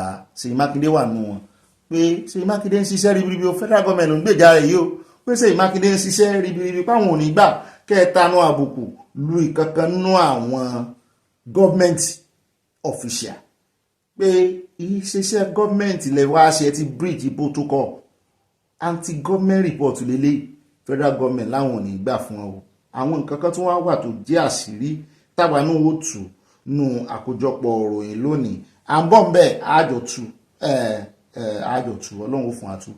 bàbá kọ́ mẹ́ta à ń lọ Ghana sòsì níbi tá a ti gbọ́ tán ní ààrẹ wọn ní orílẹ̀-èdè Ghana wọ́n ní ó ti buwọ́ lu owó tabua wípé kán máa fún àwọn tó bá wọ skul iléèwé gíga pé kán máa fi sanwó skul wọn wípé àwọn ò fẹ́ kí ọmọ kankan kó torí pé kò sí owó iléèwé yunifásitì ni o polytechnic ni o college of education ni o wọ́n láwọn ò fẹ́ kí ọmọ kankan kó lálàsí kó láàgùn káwọn òbí rẹ̀ wá nítorí owó iléèwé làwọn ò ṣe jẹ́ lọ skul wọ́n ní 2023-2024 session academic section fún àwọn ọmọ yunifásitì àwọn ọmọ iléèwé gíga wọ́n ní ọ̀pọ̀lọpọ̀ àwọn ọmọ skul náà resume wọ́n ní admission wọ́n mọ̀wé ọpọlọ wọn pé ṣùgbọ́n wọ́n resume ẹ bá rí ayọ̀ ní Ghana láàrin àwọn student tán yọ̀ ní skul báyìí àwọn tí wọ́n ti sanwó nú wọn gan tán ṣe wọlé tán jẹ́ jàǹbìtò wọ́n ní kàn dá owó wọn padà wọ́n ní ṣé lóòótọ́ ṣé ìròyìn sì rí wọ́n lórí wọ́n láwọn ọmọ yẹn wá ń fi ìbú ara bú Nàìjíríà pé can your president do like this? Mo ní ẹ̀mọ́ nǹkan kan wá sí Nàìjíríà kẹwàá wò láwọn ti Nàìjíríà náà ṣe ń jó nefond ṣùgbọ́n àwọn ẹ̀wọ̀n fún wọn lówó wọn gbèsè ní o wọ́n ní loan the same thing the same wọ́n sà ń sanwó ti technical Nàìjíríà ìjọba sà gbìyànjú àwọn tó bá fẹ́ kọ́ sí ọwọ́ ìṣòro sọ̀tọ̀ọ̀tọ̀ ní region to region àwọn tó bá fẹ́ kọ́ sí ọwọ́ nìsín wọ́n ọ̀fẹ́ ni wọ́n gbówó lọ́wọ́ wọn wọ́n á tún máa sanwó fún wọn African country kan náà wọ́n ṣe bẹ́ẹ̀ náà tó bá lọ kọ́ iṣẹ́ tán lọ LAMTEB tán lọ kọ́ sí ọwọ́ wọ́n ní wọ́n á tún máa sanwó fún wọn wọ́n fẹ́ fi encourage àwọn èèyàn so ṣé Nàìjíríà náà gbìyànjú ni ẹnìkan náà dánwò ló bí ọkẹrẹ gbèsè nefond náà fún àwọn yẹn àwọn sì máa san padà tán bá ti bẹ̀rẹ̀ iṣẹ́ kò sí ìlú tán yìí tí ṣe student loan ìlú òyìnbó gan wọ́n ṣe student loan ṣùgbọ́n wọ́n máa fún àwọn èèyàn lówó ń lo òyìnbó ìná ọmọ mi tó ṣẹ̀wọ̀ university ń bí ní University of Parma ẹ bá mọ iye tán kọ́kọ́ fún a sì sanwó school torí kò jẹ́ kínní ni o ó dẹ àmọ́ ń bẹ́ ayẹ̀rìnà rẹ̀ àfẹ́ lójú bábá kó ń bẹ̀ tán tó ráwọn ọmọ Ghana yìí wọ́n tó ti fẹ́ sọ di challenge wọ́n fi ìbú ara bú Nàìjíríà wọ́n so hostel wọn náà bẹ́ẹ̀ báyìí bó ṣe fine wọ́n ní ṣé hostel di school yín Nàìjíríà ṣó fine tó ìmúláwà náà á gbèjà Nàìjíríà sí ká mọ́ gbèjà wọn wọ́n ti láyé ti Nàìjíríà bábá kó ń bẹ̀ tán ilé láfi káde ti abala àkórí ìròyìn lẹ́nu bí ta ti ń dami tútù iwájú táàtì tẹlẹ̀ tútù iye omi táàtì dà iná bàbá da ilé ìkún ó ti tó bá náà bàbá fi paradì ilẹ̀ tútù látẹ̀ àní tẹlẹ̀ ìgbóná láṣẹ Ọlọ́run ilé òní gbóná mọ́ wa ilé òní lé wa ọ̀nà òní náà wà láṣẹ Ọlọ́run Èdùmàrè the last one nínú àkórí ìròyìn wọ́n mọ̀ dọ́gbọ́n sí ìbò díẹ̀ ní ìfihàn ṣùgbọ́n wọ́n mọ̀ Yorùbá láìṣẹ̀ òun náà ni à ń lọ sí ìpínlẹ̀ Niger níbi tá a ti gbé pé gómìnà wọn pàṣẹ ẹ ti ilé ìwé ìròyìn yẹn làwọn èèyàn bá kó tì í èmi ò tẹ̀ fẹ́ gbé ìròyìn tẹ́lẹ̀ ní tó bá wù ní kẹ́ fi ra yín ṣe àfi mo ṣe wá gbọ́ tí GM rédíò Niger bá ó rò pé torí pé Niger ó ti wà nú orúkọ tí rédíò yẹn ń jẹ́ ó yóò rò pé torí pé òun jẹ́ gọ́vnọ̀ òun ṣe rí gbogbo agbára tán ní làwọn gómìnà yẹn fẹ́ mọ exercise agbára tán ní wọ́n fi yẹn lẹ̀ ìtàn ní náà fẹ́ mọ exercise ó láṣẹ láti ti ilé ìwé ìròyìn NBC nìkan ló lágbára láti ti ilé ìwé ìròyìn wá ní GM bá tú àṣírí ẹ̀ ó tú pẹ̀rẹ̀pẹ̀rẹ̀ ó ní opposition ìkan náà àwọn opposition tó náà fẹ́ gbégbá àdìbò gómìnà ló wá sórí station àwọn tán sì ṣe interview fún ó níbẹ̀ ló ti ranjú máwọn ọmọ ní ṣé bó ṣe fẹ́ máa ṣe òṣèlú Nàìjíríà rẹ̀ nìsín nítorí pé èèyàn kan fẹ́ gbégbá ìdìbò lòdì sí ọ pé èèyàn wá fọ́kúlà jùlọ wá rí wípé ó sọ̀rọ̀ tó mọ́gbọ́n wá àbó takò ọ́ ó criticize yẹ ló wá ó fẹ́ pass aggression sórí radio station ṣanṣanṣan rhymes ṣanṣanṣan ti wá pọ̀ ní ìròyìn tó nínú ó dá ẹjẹ́ àtẹ̀wájú àníríjú báyìí lọ́nà àwọn àkórí ìròyìn ní pápápá ẹjẹ́ àwọnú abala tí wọ́n kàbà abala sánú wọlé mọ́ mi hánà ń sùn ẹ̀ ṣe pọ̀ ẹ̀mẹ́rin ni mọ́ mi wọ́n ṣe pọ̀ ó yá mọ́ mi títí láyò ìbáǹjì náà ó yá ẹ ṣe gèlè yín dáadáa wọ́n fi bòyàn lójú á dáa fún gbogbo wa ó yẹ jẹ́ àyà fọ́tò wa ẹ ṣe pọ̀ ẹ ṣe mú sin ẹ ṣe olóòṣàsínú àti fẹ́ yà ó ẹ̀yin bàbá ó yá kẹ́ wọ́n láàpọ̀ ẹ̀yin náà torí ẹ̀ mọ́ jowú lẹ́nu ọjọ́ mẹ́ta ẹ̀ mọ́ wọn ọkùnrin náà mọ́ jowú wọ́n mọ́ jowú ṣe ti ẹ̀rí bàbá mi orí ọlọ́ọ̀rí ìsìn yẹn wọ́n mọ́ jowú gan ó yẹ jẹ́ àyà ó yà bàbá wọ́n orí ọlọ́ọ̀rí ìsìn yẹn lẹ́yà fún wa ẹ ṣe pàkà ẹ ṣe ẹ ń bínú ẹ sá ṣe àní kúòmbí ẹ bá ṣe pàkà ó bàbá wo orí ìsòrí ọlá ní dáwà dúró àwọn ti ṣe ìkúdá mo bá wọn fi pàkàrí ìkún ó di pàkà times 2 ó dá ohun alákọ̀ọ́kọ́ nù abala ti sáná wọlé ètò ní ẹjá dé ọ̀dọ̀ àwọn ọmọ tí ń gbé ògùn olóró yìí tẹ́ ẹ bá mọ iye tí bọ̀dá Babafẹ́mi agbẹnusọ àjọ NDLEA tẹ́ ẹ bá mọ àwọn èèyàn tàn mú ó sì dá àwọn náà ti fẹ́ bẹ̀rẹ̀ láti máa ṣe àyẹ̀wò fún àwọn ọmọ skul tó gbogbo àwọn tó ń mú lélẹ́yìí kì í sọmọ skul nìkan o àwọn ọlọ́kadà wà nù wọn o àwọn tó ń rìn gbèrègbèrè lórí street wà nù wọn o mo ní tán bá fẹ́ ṣe iṣẹ́ dé ojú àmì táwọn aráàlú náà bá sì fẹ́ ràn wọ́n lọ́wọ́ mo ní kò ní pé ọ̀sẹ̀ kan tán fi máa kó gbogbo àwọn tó ń ta oògùn olóró mo ní àwọn aráàlú mọ̀ wọ́n àwọn ará agbègbè wọn mọ̀ wọ́n oògùn olóró wo náà wá tún rí wọ́n ti ẹ̀ ní kókéènì náà rí báyìí. Wọ́n ní wọ́n mú arábìnrin kan lọ́jọ́, intelligence wọn ló lead wọn síbẹ̀. Wọ́n ní ọmọ Igbo tó di kokéènì sínú lipstíìkì ní trade fair complex lọ́jọ́ lẹ́kọ̀ọ́, wọ́n lọ́wọ́ ti bá o. Wọ́n ní òun àtọkọ rẹ̀, ṣùgbọ́n ọkọ rẹ̀ ti fẹsẹ̀ fẹ́ ojúbà ehoro. Wọ́n ní ó fẹ́ gbé ránṣẹ́ lọ sí Malabo ní Equatorial Guinea, kì í ṣe kó fẹ́ bá rìn o, ó fẹ́ gbé ránṣẹ́. Ṣe rí oríṣiríṣi nǹkan ṣe ní ìsìn ni wípé wọ́n á package ẹ̀, wọ́n á gbé fún logistic company, wọ́n á gbé fún àwọn tí wọ́n máa gbé ẹrù, àwọn náà bá wọn gbé lọ. Ṣùgbọ́n wọ́n níbi tó ti package ẹ̀ lọ́wọ́ ní intelligence ti mú mọ̀ ní bípò lé òpa ni tó dé ó lè pa ní bẹ́ẹ̀ pamọ́ sínú mírọ̀ mọ́tò. Wọ́n ní mírọ̀ 4 ló ti dì ibi tó ti fẹ́ fi lọ fi ránṣẹ́ lọ́dọ̀ àwọn tí wọ́n gbẹ́rù. Wọ́n níbẹ̀ náà lọ́wọ́ ti ba ilé yìí. Alákọ̀ọ́kọ́ inú ṣọ́ọ̀bù ẹ̀ ní trade fair, ẹlẹ́ẹ̀kejì wọ́n níbi tí òun ti gbé débi tó ti fẹ́ lọ dì mẹ́rù. Imagine. Ọ̀pọ̀lọpọ̀ wọn mọ̀ pé àwọn èèyàn mọ̀ yẹ̀wò pé láti Nàìjíríà di mírọ̀ mọ́tò ibo lẹ́ ń fi ránṣẹ́ sí, tó sì jẹ́ pókí òkun ni mírọ̀ ti ń wá. Ó ṣe Nàìjíríà náà ti ń lo tòkunbọ̀ mọ́tò ni. Wọ́n sá ní ọwọ́ ti bá o, ọmọ Igbo lòun náà o. Bẹ́ẹ̀ náà ni wọ́n nígbà tó kó ń bẹ́ẹ̀, wọ́n ní wọ́n gba Àbújá lọ.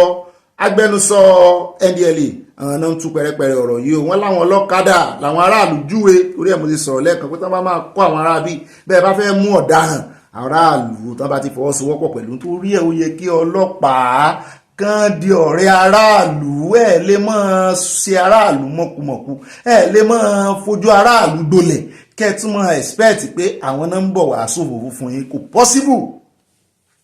Ẹ ṣe dáadáa fáráàlú, wọ́n bá ṣòfò fún yín, ẹ mọ́ tú wọn síta, ẹ mọ́ sọ fọ́daràn pé ẹni tó ṣòfò fún yín rèé. Ibẹ̀ níṣẹ́ yín tó lè kógojá ibẹ̀ lẹ ti lè ṣe àṣeyọrí o. Wọ́n ní wọ́n sábà mú àwọn ọlọ́kadà bíi 3, ọwọ́ bá àwọn náà. Mo ní kí náà yẹn tún ṣe, kí náà bá lọ́wọ́ wọn. Wọ́n ní nǹkan kan tó ń pè ní skunk, lémi ò mọ̀ tí ń jẹ́ bẹ́ẹ̀. Bẹ́ẹ̀ náà ni wọ́n ní nígbà tán padà sékòó, wọ́n bá Colorado lọ́wọ́ arákùnrin kan náà. Wọ́n ní Sulaiman Wasiu ló kọ rẹ̀ ń jẹ́. Wọ́n ní náà bá kó ń bẹ́ẹ̀ náà bá tún gba ìwà ìyá lọ. Wọ́n dé Mushin, wọ́n ní skúṣì náà bá lọ́wọ́ àwọn kan tó tún kó ń bẹ́ẹ̀. Mo ní wọ́n náà tún gba Benue lọ àti Environs, Plateau, Taraba.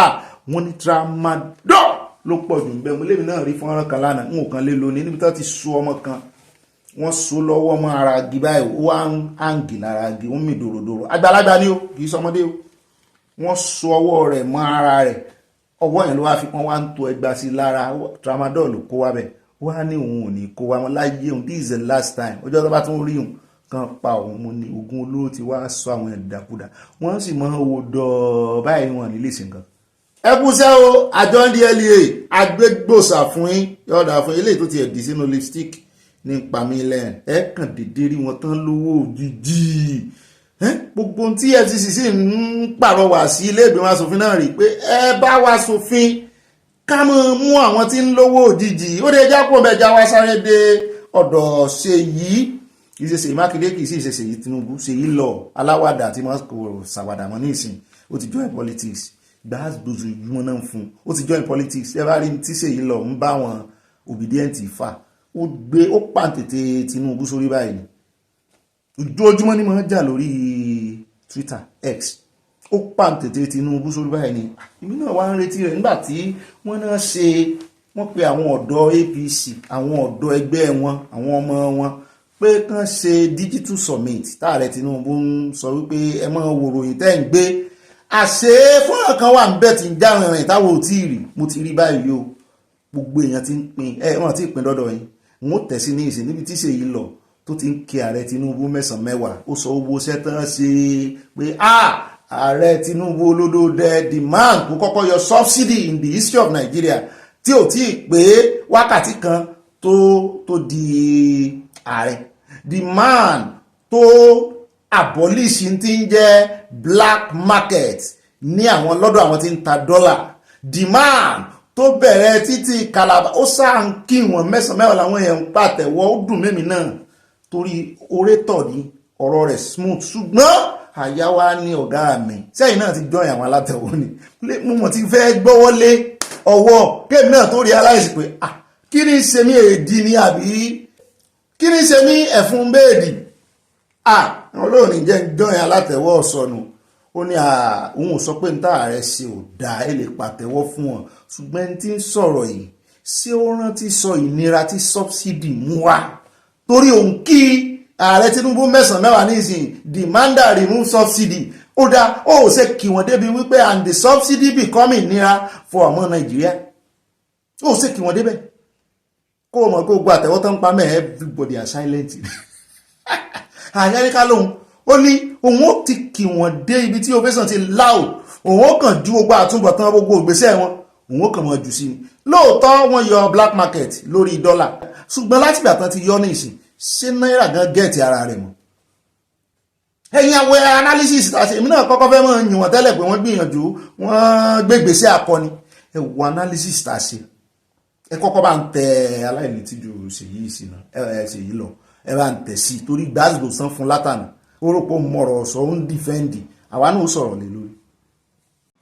Please permit me to welcome on stage a man who had come at a time when Nigeria truly needed him. He came, and on the day of his inauguration, he decided to systematically tackle corruption by ending the fuel subsidy. I thought somebody would applaud that. And he decided to float the exchange rate. And for the first time in this nation, the black market and the real market has been unified. He came, and the allocation to the states and local government has hit the highest number in the recent time in Nigeria. He cleared the $7 billion backlog. He has increased our foreign reserve to the tune of $40.1 billion US. And is taking charge of huge infrastructural projects in Nigeria. The 700-kilometer coastal highway, the 1,000-kilometer Sokoto-Badagry, the $3 billion Eastern Rail Line, the local government financial autonomy, free tuition for the federal technical colleges. Ladies and gentlemen, the President and the Commander-in-Chief of the Armed Forces of the Federal Republic of Nigeria, President Bola Ahmed Tinubu, GCFR!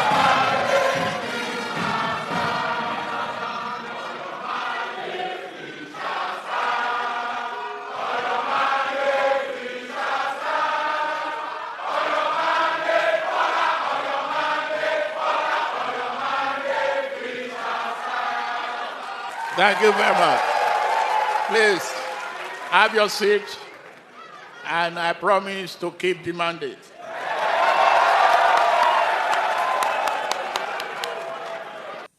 ẹ ti rí wípé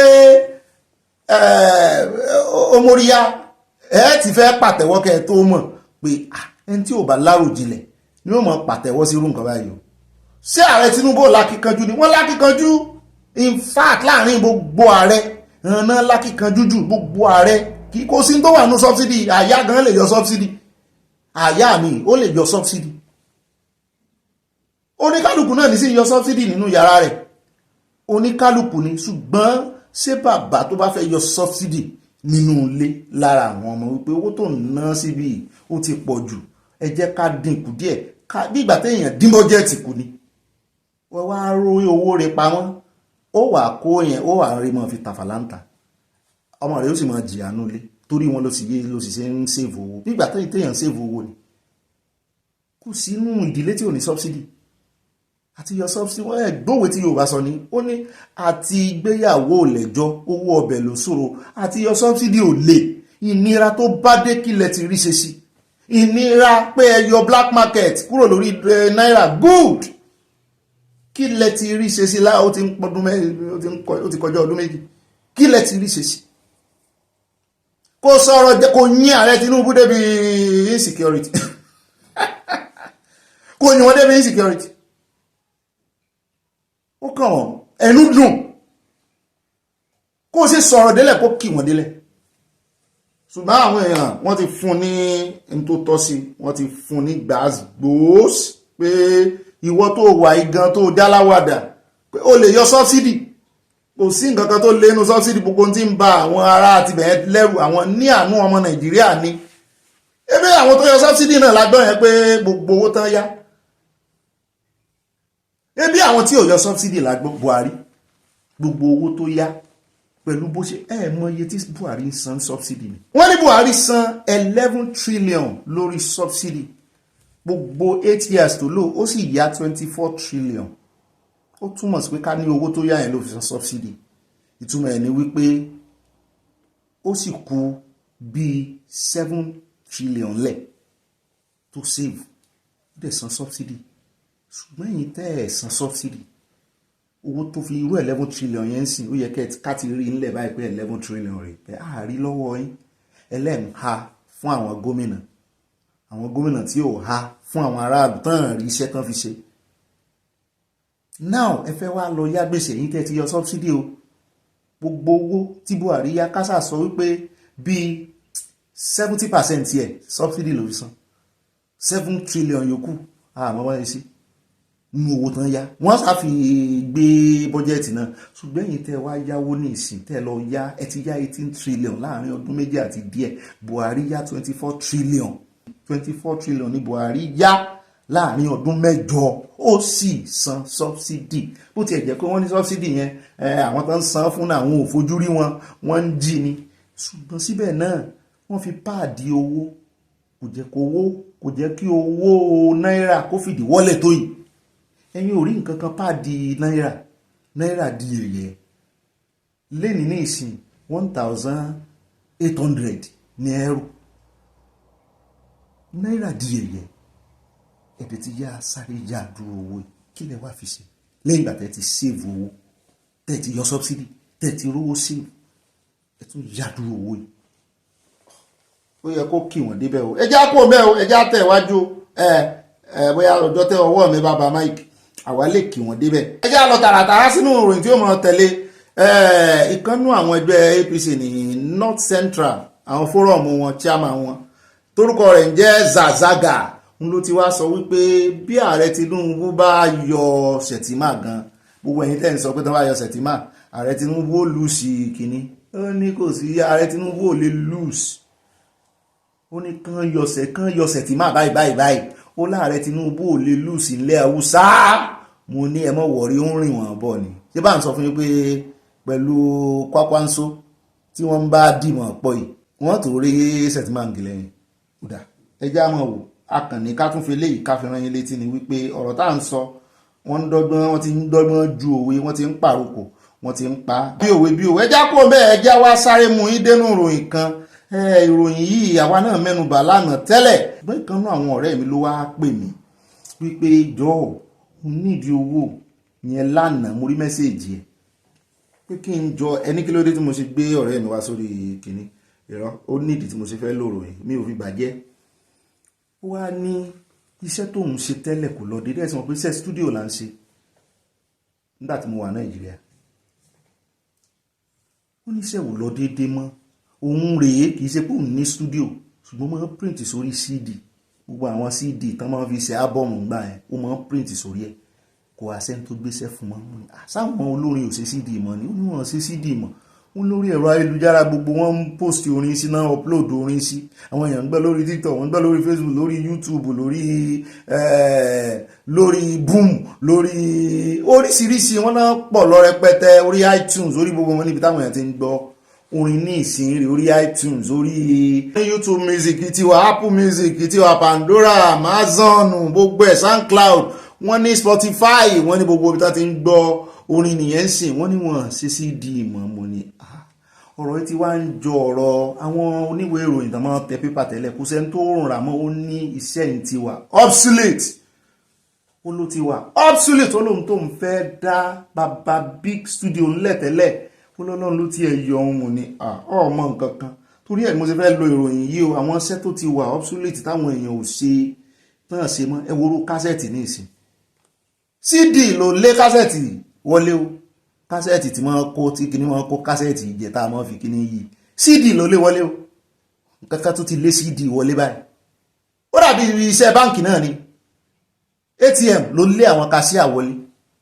Sún ẹ jọ̀ọ́ gbogbo ẹ̀yin òbí, ẹ má jẹ́ kí àwọn ọmọ yín àwọn ṣẹ́tàn máa bí wọ́n àwọn fẹ́ lọ sílé àwọn fẹ́ lọ sílé láyé ìgbà in fact àwọn ọmọ gan ò fẹ́ ṣe nọ́ọ̀sì mọ́ èyí tí ó bá kàn wù délẹ̀ ló fẹ́ ṣe ní ìsìn iṣẹ́ ti gba fàájì níṣẹ́ bá dé ní ìsìn fún ọmọ yìí fàájì iṣẹ́ orí ẹ̀rọ ayélujára AI ní o wọ́n ń kóòdì ní o iṣẹ́ fàájì náà fẹ́ mọ́ ṣe wọ́n fẹ́ tiẹ̀ mọ́ lọ́fíìsì àti ilé náà ti fẹ́ mọ́ ṣiṣẹ́ ẹ jẹ́ kàn ọmọ yín náà nípè ń bẹ́ ọ ẹ wo mo rí rántí bàbá kan ní Mọ̀dákẹ́kẹ́ ńgbà náà kí tiẹ̀ ní orúkọ ṣọ́ọ̀bù wọn náà kíní kan electronics kíní àgbè rédíò lọ́ọ̀bẹ̀ àgbè kíní kan lọ́ọ̀bẹ̀ àgbè lé lọ́ọ̀bẹ̀ fídíò láti kíní fídíò ayé àtijọ́ tí wọ́n mọ́ lo késẹ́ẹ̀tì pàǹpà yẹn àgbè lọ́ọ̀bẹ̀ stereo náà ń kọ́ stereo lákọ́kọ́ dé bá àwọn kíní wọ́n ń fèsì wọn out ní orí fóònù báyìí ní gbogbo ẹ̀ wà tó máa gbọ́ music loudly tó máa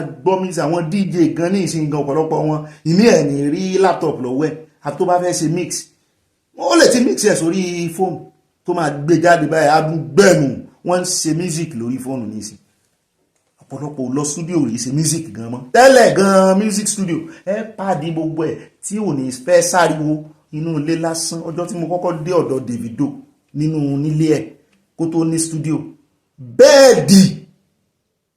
bẹ́ẹ̀dì ló tó sára ògiri èmi ò lọ bá play music o a lọ ṣe recording ni o picture wà ń bẹ̀ o bẹ́ẹ̀dì ló kọ́kọ́ tó sára ó ṣẹ̀ kò délé yẹn nínú àwọn new beds tó ṣẹ̀ rà ló sáré tó sára ògiri tàbí ṣe recording torí kí echo mọ́ bá wà ní ìsìn kò tí ẹ̀sẹ̀ tó ń tó nǹkan kan sára ògiri lọ títí mọ́ òyìnbó ti ṣe tẹkinọ́lọ́jì torí ẹ̀ la ṣe ń sọ lánàá wípé àwọn èèyàn wa ti ń kẹ́gùn sí lọ́nù spéèsì ní dàí ẹ wo àwọn aláago bàbá kan náà wà tán wọ́n bá wa tún aago ṣe ní Nàìjíríà ń gbà náà ní ẹnu ọwá ẹ̀rọ ẹnu ọwá pà ní dẹnu ọwá ní kí lórúkọ bí ń fẹ̀ náà ẹnu ọwá náà ni àbí Rẹ̀mọ pé Rẹ̀mọ ni níbi iwájú bátà tí bátà wà bátà shop Lennox wà lẹ́gbẹ̀ẹ́ gbàgbé orúkọ yẹ kí n gbàgbé tí n bá ti ń gbàgbé orúkọ àdúgbò ní bẹ́ẹ̀ kò yẹ kí n gbàgbé àbí mo ti gbàgbé orúkọ bẹ́ẹ̀ ó sì wà popular ẹ̀yin ọmọ fẹ̀dà ẹ̀ràn lọ́wọ́ ọmọ fẹ̀ ń gbogbo wa kí ẹ̀ wá mọ̀ tún aago ṣe ní ìsìn kó ló ń lọ school láti lọ tán aago ṣe àbí kó ló ń ta recharge card èèyàn mélòó ní lọ ra recharge card ń ta mọ́ ṣé bóyá fóònù lẹ́ẹ̀tì ti ṣe kó wá kó recharge card síta ayé ìgbà kan náà wọ́n kọ́kọ́ kó ewu typist náà láyé ìgbà kan ewu typist photographer gan tí ò bá múra ní ìsìn láyé ìgbà kan tó mọ́ fọ fíìmù tán náà fọ fíìmù báyìí àwa àmúhán bá bàbá champion fọ fíìmù ńgbà náà ń fẹ́ ẹ mọ bàbá champion fẹ́ àbẹ́ àti ẹ mọ bàbá champion ẹ mọ money star bàbá money star bookshop gan àwọn èèyàn kàwé mọ́ Ọlọ́run ló yọ bookshop Ọlọ́run ló yọ bookshop so nídìí èyí ẹjọ́ ẹ jẹ́ kí àwọn ọmọ yín káwọn náà move on ẹ bá lè jẹ́ kán kọ́ sí ọwọ́ wọn yóò dá o ẹ jẹ́ wá fẹlẹ́ ìkún o ká tó wá káde ìròyìn ńlẹ̀ lónìí bẹ́ẹ̀ náà ni nínú àkórí ìròyìn mo gbàgbé kan Wike tún ti ganú sí máìkì nínú àkójọpọ̀ ìròyìn ẹ̀ bá ó ti ganú sí máìkì ó tún ti ṣe media chat mi mo ní gómìnà gan tán rúùlù original tán ṣèjọba ní original state níbi tá a mọ̀ pé state ni every month mọ̀ sí media chat báyìí wọ́n sì lówó ló ń jẹ àwọn ìbéèrè tán bí kí ló fi dáhùn àwọn bẹ́ẹ̀ náà àkójọpọ̀ ròyìn eléyìí táwọn fi kásẹ̀ abala sanwó-olé ńlẹ̀ ẹjẹ́ sáré mú yín dé ọ̀dọ̀ àwọn China wọ́n sọ wípé Ankara tí Yorùbá ń ṣe tẹ́lẹ̀ China ti gbà á wọ́n á rí èèyàn kan sẹ́ndì fídíò kan sí mi níbi tó ti ń ṣe Ankara báyìí àti Kampala èmi náà sì ṣe Kampala rí dáadáa ọ̀sẹ̀ Kampala méjèèjì mo mọ wàhálà kó tó di design okùn la máa fi di design gbà náà èmi a máa lo candle táwọn yọ candle sí ìgbà tó yá ní oní candle rí mọ̀ olókùn asámọ̀ wọ ọgbọ́n tá a máa fi wá design odidi aṣọ báyìí a lè dì í bí okùn tá a bá jù sínú aró báyìí a yà á filẹ̀ yóò farabalẹ̀ bó o bá rè epo kẹ́míkà ju wàhálà dé aṣọ wọn ya pẹ́ẹ́pẹ́ ni bá a bá fi máa tú okùn yẹn báyìí ó máa mú design jáde ṣùgbọ́n wàhálà ní ṣùgbọ́n àárín èèyàn develop update upgrade àfi bí China ṣe dé copyright wa wọ́n ti gbà á bẹ́ẹ̀ bá rí bọ́ ṣe ń print aṣọ wọ́n lè print aṣọ fún gbogbo ọmọ nàìjíríà láàrin oṣù kan pẹ̀lú speed ti machine yẹn build machine ronú débẹ̀ àfi bá a ṣe ń jẹra wa lẹ́sẹ̀ kò sí nǹkan orí ẹ̀ tá a fẹ́ dá ṣe èyí tó ti ẹni tó ti dáa fún làwọn kan lé kí tiẹ̀ bàjẹ́ nù ọmọ Yorùbá ó dà ní rí ìgbà lọ́nà abala sáná wọlé wa ní pápá àpẹjẹ introduce àyà káyà wa gbé wa débẹ̀ nù abala èèyàn lólùfẹ́ wa abala comment section àyáwóyá pápá àpamọ́lá àgúnjìnà mo tún kí n káàbọ̀ sí abala èèyàn lólùfẹ́ wa àtìmọ́ mi mo súnmọ́lá olúwo tèmi nìkan wọ́n ní ọ̀gbẹ́ni Bobby tèmi nìkan kú ìsinmi òní olódùmarè tó mú wa rí ìsinmi àkọ́kọ́ yóò mú wa rí òpin oṣù yìí àmì ò ẹ kú iṣẹ́ o ṣé bí ọlọ́run nìkan ló lè gba nàìjíríà lọ́wọ́ ogun Dangote ó dárò Bobby mi wọ́n tẹ love rẹpẹtẹ àti fruit báàmì Oríọlá Oris wọ́n ní ibà ọkọ ìyàwó àwa bàbá onífìlà gọbì ń wo àwọn ìyàwó àti ìyàlézo a ò sì yọsù tì sínú bí ẹ ṣe ń ṣètò fámílì òyìnbó o ìbàbọ̀ ọkọ lẹ́yìn ẹ bá sọ fáwọn obìnrin yẹn kó tètè send account tá a máa send owó clock in clock out sí dey play Oríọlá Oris from Dallas, Texas. bẹ́ẹ̀ náà ni àti Joseph olówójọba wọn ní Bill Gates should be banned in Nigeria completely wọ́n ní kọ́mọ́dì ò wá wọn kan lè dànù. mọ́ọ̀mí Riscott Adigun wọ́n ní ibà àwòrẹ́rìn tíá wọ́n ní olórí conservative kì í ṣe lásán olówó ni wọ́n Kẹ́mi ní gbogbo àmúyẹ ni o láti orí ilé ìwé tó lọ ni wọ́n á ti ṣe ìwádìí tó mú iná dóko kí ó tó di olórí ó ṣiṣẹ́ yẹn pé ó ṣiṣẹ́ débẹ̀ kó tó di akọni ewúrẹ́ ilé ò mọ iye ọdẹ olóṣèlú ní UK yàtọ̀ sí ti Nàìjíríà bẹ́ẹ̀ ni o ìyáláyà background check títí dé orí àwọn òbí rẹ̀ kàríà tiẹ̀ nìyẹn kò rí tiyín rò oníkálukú ló ní ráìtì sí opinion rẹ̀ ire o àbẹ́ẹ̀rí ẹ̀sìn mọ́ mi ọ̀dà fún yín. bẹ́ẹ̀ náà ni ẹja wa lọ sọ́dọ̀ Adésọlá Olútóyìn Sunday wọ́n ní ẹ̀ka alẹ́ obì àti àyà àwa náà kì í o a kú oṣù tuntun yìí o ẹ̀mí wa ṣe púpọ̀ wà mí o Ìyábọ̀ Òjó kò lè jáde síta láti bẹ gbogbo ọmọ Nàìjíríà nítorí pé ó mọ̀ pé àwọn èèyàn yóò fi òun pa wẹ̀ẹ́dẹ̀ ni wọn yóò sì sọ kòbákùngbé ọ̀rọ̀ sí i. ajá mọ ọmọ tiẹ̀ fún lọ́mú ṣùgbọ́n ọmọ tí odò ọ̀yà kì mọ́lẹ̀ bó bá sì wá ṣe bẹ́ẹ̀ akọni ní mọ́ sọ sọ́ọ̀rì Nàìjíríà ni wọ́n ti máa ń rí ẹni bá sọ sọ́ọ̀rì gẹ́gẹ́ bí oníyẹ̀yẹ̀ kò yí sí láti sọ sọ́ọ̀rì o ẹnu lásán pé kéèyàn kàn sọ sọ́ọ̀rì kìíní márùn yẹn SORRY. at end time revival ẹmọbìnrin mi tọ́dọ̀ yẹn wọ́n ní ibà onígánjà ọ̀fìwò irú òye wo lẹ̀ ń fún mi ọjọ́ wo lẹ wá fẹ́ lé Aláàfin ọ̀fìwò kúrò lórí àpèrè kí a lè jẹ́ olúwo gidi jàre ọ̀rọ̀ Rashidi ti sú àwa ọ̀rẹ́ Ìwó àwa ará Ìwó wa ń kọ́ ó bú sẹ́rìn wọ́n tẹ lọ́ọ̀fíà Fẹ́mi lóye MD USA bẹ́ẹ̀ náà ni báàmì Oríọlá Oris ẹ̀tún double cross mi ń bí ó dà wọ́n ní ibà ìdájọ́ Ọlọ́run ti dé lórí owó tí Tinubu fún àwọn Falcons. Nigeria basket team also won trophy for the 5th time. Let's wait for his decision now. Oríọlá Oris from Dallas, Texas. Èmi náà gbọ́ ẹ̀rí tí mo fi sínú ìròyìn ni yóò dá bá wàhálà àjálẹ̀. Bẹ́ẹ̀ náà ni ẹjọ́ lọ́dọ̀ wọn mi Dorcas Odolúwa tún mi ṣe adúpẹ́ lọ́wọ́ Ọlọ́run. Tí UN recognize Àmọ̀tẹ́kùn wa ṣé Ayédàtiwa àti àwọn gómìnà yòókù máa fún àwọn Àmọ̀tẹ́kùn ní ìbọn gidi yàtọ̀ sí Sakabula from Providence, Rhode Island. Ẹ mọ̀ rí sọmọ mi àmọ́ wò ó nígbà tí UN sì ti recognize báyìí inú ọmọ bí àwọn ọ̀tá báyìí. Àní intellectual ní Yorùbá ṣe gbogbo ọ̀nà wa intellectual ni. Ẹjẹ́ àdọ́dọ̀ mọ́ mi títí láyò ìbànjí wọn ní ọkọ wa mo ti sọ fún yín pé Amẹ́ríkà ni mò ń gbé mo dẹ̀ ti gbé ẹnu lé 100 ọdún mi ò lè má gbé ohun ọkọ wa ní ojoojúmọ́ tí ó bá ti di àsìkò fọ́tò gèlè mi ò kéré gèlè yín tẹ́ fi ń bojú àwọn ìyàwó yín àwọn ìyàwó wọn ń complain. Bẹ́ẹ̀ náà ni ẹjẹ́ àdọ́dọ̀ at Amazing Grace wọ́n ní what is going on in Nigeria, the kidnapping stuff is really becoming a national ID and a national embarrassment fi national anthem sí gbogbo ẹ̀ national ó ti di national embarrassment. Can the government leaders think at all or are they waiting until the whole country falls under the bad guy siege? Wọ́n mọ̀ tún sọ pé kò rí bẹ́ẹ̀ wọ́n ní Nàìjíríà fararọ wọ́n ní security wà. Bẹ́ẹ̀ náà ni at E-Love Abọ́sẹ̀dé wọ́n ní epo ètò Olúwa gba Yorùbá fún wa lórúkọ Jésù Yorùbá nation fi nation sí. The problem we have today is not from demon or wizard but we did not put the right leader in the position. May God deliver us from selfish people. Amen. Wọ́n tẹ love sí àwọn fi flowers sí. bẹ́ẹ̀ náà ni at O for Seun wọ́n ní happy Sunday Mr. Bobby, I feel for Nigerian soldiers, it's out of anger they are dealing with the civilians. Bẹ́ẹ̀ ni àtàwọn ọlọ́pàá gan, that's so sad, that is called transferred aggression and I wish they can channel it to the appropriate people from Philadelphia. Wọ́n tẹ lọ́ọ̀sì àti nǹkan panu, that is just the solution. Ṣé kán mọ́ bínú ní irọ́ wa ní kán mọ́ bínú, ṣùgbọ́n kán channel ẹ̀ sí ọ̀dọ̀ àwọn tó ń mú wọn bínú. Àwọn ọmọ Nàìjíríà kọ́ ló yẹ kán máa fìyà jẹ. Ẹ jẹ́ adé ọ̀dọ̀ bá mi Kẹ́hìndé Òsénì Sáláímọ̀, wọn ní Nàìjíríà ti tán pátápátá, mo bá yín fi porogodo sí o. Bàbá mi Ọ̀gbẹ́ni Bobby TV, kò sí nǹkan kan tí ń jẹ́ ètò ààbò mọ́ ní gbogbo Nàìjíríà pátápátá o. Ọ̀rọ̀ lẹ́sọ̀ odidi ọ̀rọ̀ sí ni mọ́mí Grace Olùsòtọ́ wọn ní bẹ́ẹ̀ ni kẹ́mi rọra ṣe kó rántí àwọn kan tí a kò bí sílùú òyìnbó, kó rántí ẹ̀yìn wò kó tó máa ṣe ohun gbogbo, rántí àwọn kan tí ó ń jẹ ìyàláyà ìyà nínú UK kó má tún fi kún fún wọn, ṣùgbọ́n kó wá ìrọ̀rùn sí ni o. Yorùbá Nation gbogbo àwọn tẹ̀lé ọ̀sẹ̀ àti nǹkan ìpanu, àní kó tiẹ̀ bá wa ṣe pọ́lísì òfin tó máa dì pẹ̀lú àwọn olórí kan yé wá UK mọ́, kó ní kíjọba UK gbégilé wọn kán yé wá gba ìwòsàn bẹ́ẹ̀ mọ́.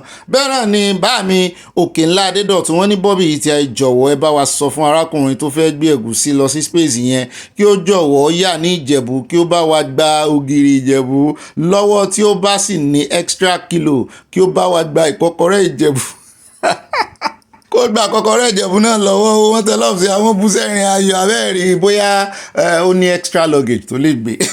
Bẹ́ẹ̀ náà ni Àtàdésọlá Ọládèjì bọ́n mi ní àwọn ọlọ́pọlọ dúdú tí a kó jọ ní Nàìjíríà ò lè jẹ́ àrí nǹkan kan ṣe ní inú ilé àbí ilẹ̀. A lè tẹ inú ilẹ̀, a lè tẹ orí ilẹ̀ ní inú ilé ló máa jẹ́ ilẹ̀ ni o. Inú ilẹ̀ tí orí ilẹ̀ ni màmí, orí ilẹ̀ tá à ń tẹ̀ gan-an ni kí ni wọ́n rí yọ fún wa níbẹ̀, àfi kí wọ́n fi màálù jẹ oko. Yorùbá Nation ogun ìbá wọ́n tẹ lọ́ọ̀sì àti nǹkan panu. Ẹ jẹ́ wá dọ́dọ̀ mọ́ mi Táwà Kálítù Àbíkẹ́ wọ́n ní Ọ̀gbẹ́ni Bobby ẹ kú ètò Ọlọ́run yóò máa bá wa ṣe àmì o.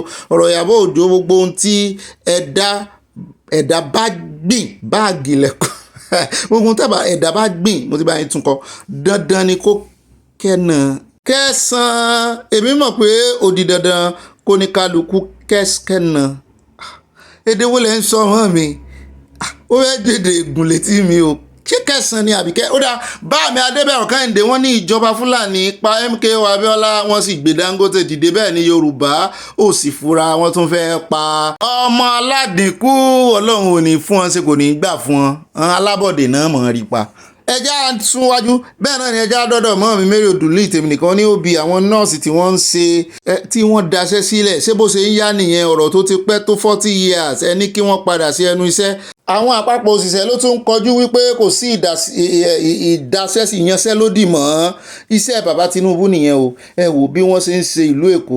Olúwa gbà wá lọ́wọ́ Tinubu ire o, àmì o, mo sàmì ńlá sí o. Bẹ́ẹ̀ náà ni a ti dé ọ̀dọ̀ àti Josephine Oyèkánmi wọ́n ní Ọ̀gbẹ́ni Bobby mo kí gbogbo ìdílé aláyọ̀ yìí wípé ẹ kú ìsinmi òní o lórí ọ̀rọ̀ Ọ̀gbẹ́ni Dangote. Ní tèmi o, Dangote sí bẹ̀bẹ̀ o. Ṣé Dangote nìkan ni mílíọ̀nìyà tí ó wà Nàìjíríà ni? Gbogbo àwọn tí ó ń kó owó Nàìjíríà sí àpò wọn, mélòó nínú wọn tí ó dá fáktírì ẹyọ kan sílẹ̀? Gbogbo àwọn tí ó ń ṣe ìjọba ní Nàìjíríà since 1960 to date, gbogbo wọn ló run Nàìjíríà, bẹ́ẹ̀ ni gbogbo wọn ló ní àkáǹtì sí orílẹ̀-èdè gbogbo after Dangote ò ṣiṣẹ́ lábẹ́ ìjọba Nàìjíríà nìkan. Ojú tí bàbá wa gbà wò tí wọn nìyẹn, wọ́n ní ẹ ń bá fẹ́ ṣe irú ẹ̀ náà kórè kówó kórè ṣe bí ti Dangote. Ẹ já wá dọ́dọ̀ mọ́ mi Adésọlá Ọládèjì wọ́n ní mo tọrọ gáfárà Olúwo ò gbádùn rárá o. Ọba ò gbọ́dọ̀ máa sọ̀rọ̀ púpọ̀ ṣùgbọ́n Olúwo gbọ́ ọ̀rọ̀ kọ́ ni ọba máa ń yọjú sí. Ọba sọ̀rọ̀sọ̀rọ̀ sọkúsọ ló jẹ, kò mójútó ohun tó yẹ kó mójútó. Tó bá níṣẹ́ ṣe láàrin ìlú kò ní ráyè gbogbo tí ń ṣe kiri. Ẹja lọ́dọ̀ mọ́ mi Ṣadélótò olórí Ṣadélótò wọ́n ní General Bobby ẹ kú iṣẹ́ takuntakun, ayọ̀ ní ayọ̀ rẹpẹtẹ mà. Ṣé bàbá Adébóyè ní ọmọ nínú àwọn kóòchì ni tí ó fi ń jà fún wọn àbóyọmọ̀jọ wọn tí wọn ò jà fún àwọn ológun tí ìjọba Nàìjíríà ń fìyà jẹ? Free CSI Osha is not a criminal. Yorùbá Nation no going back. Àyà wọ́n ní wo ni ọba Ìwó tuntun wọ́n tẹ lọ́ọ̀sì àti nǹkan panu mo rọ́wọ́ yín lókè bí tawó lọ́wọ́. Bẹ́ẹ̀ náà ni àti Martin Adébọ̀wálé wọ́n ní òbí ẹ bá wa sọ fún kó mú ẹran màálù dání o àti epo pupa rádaràdà. Ṣé n ti lọ space? Àwọn bóyá kò tiẹ̀ kúkú mú dáradára, àwọn dáradára kan bá da ẹran lọ space. Bẹ́ẹ̀ náà ni ẹja dé ọ̀dọ̀ Délé Ayẹni bá mi ní Ọ̀gbẹ́ni Bobby ti di ọkọ ọmọge o airport ilé kínka airport mi lẹ̀ ń wò mo pọ́n mi fún bàbá ní ìwọ́n ti mọ́ sọ fún kékeré nù ó bú sẹ́rìn ayọ̀ Ọlá Adéwálé bá mi ọmọ Nàìjíríà jẹ́ ẹ má sùn ẹ̀tọ́ yín ni wọ́n ti sùn bá mi.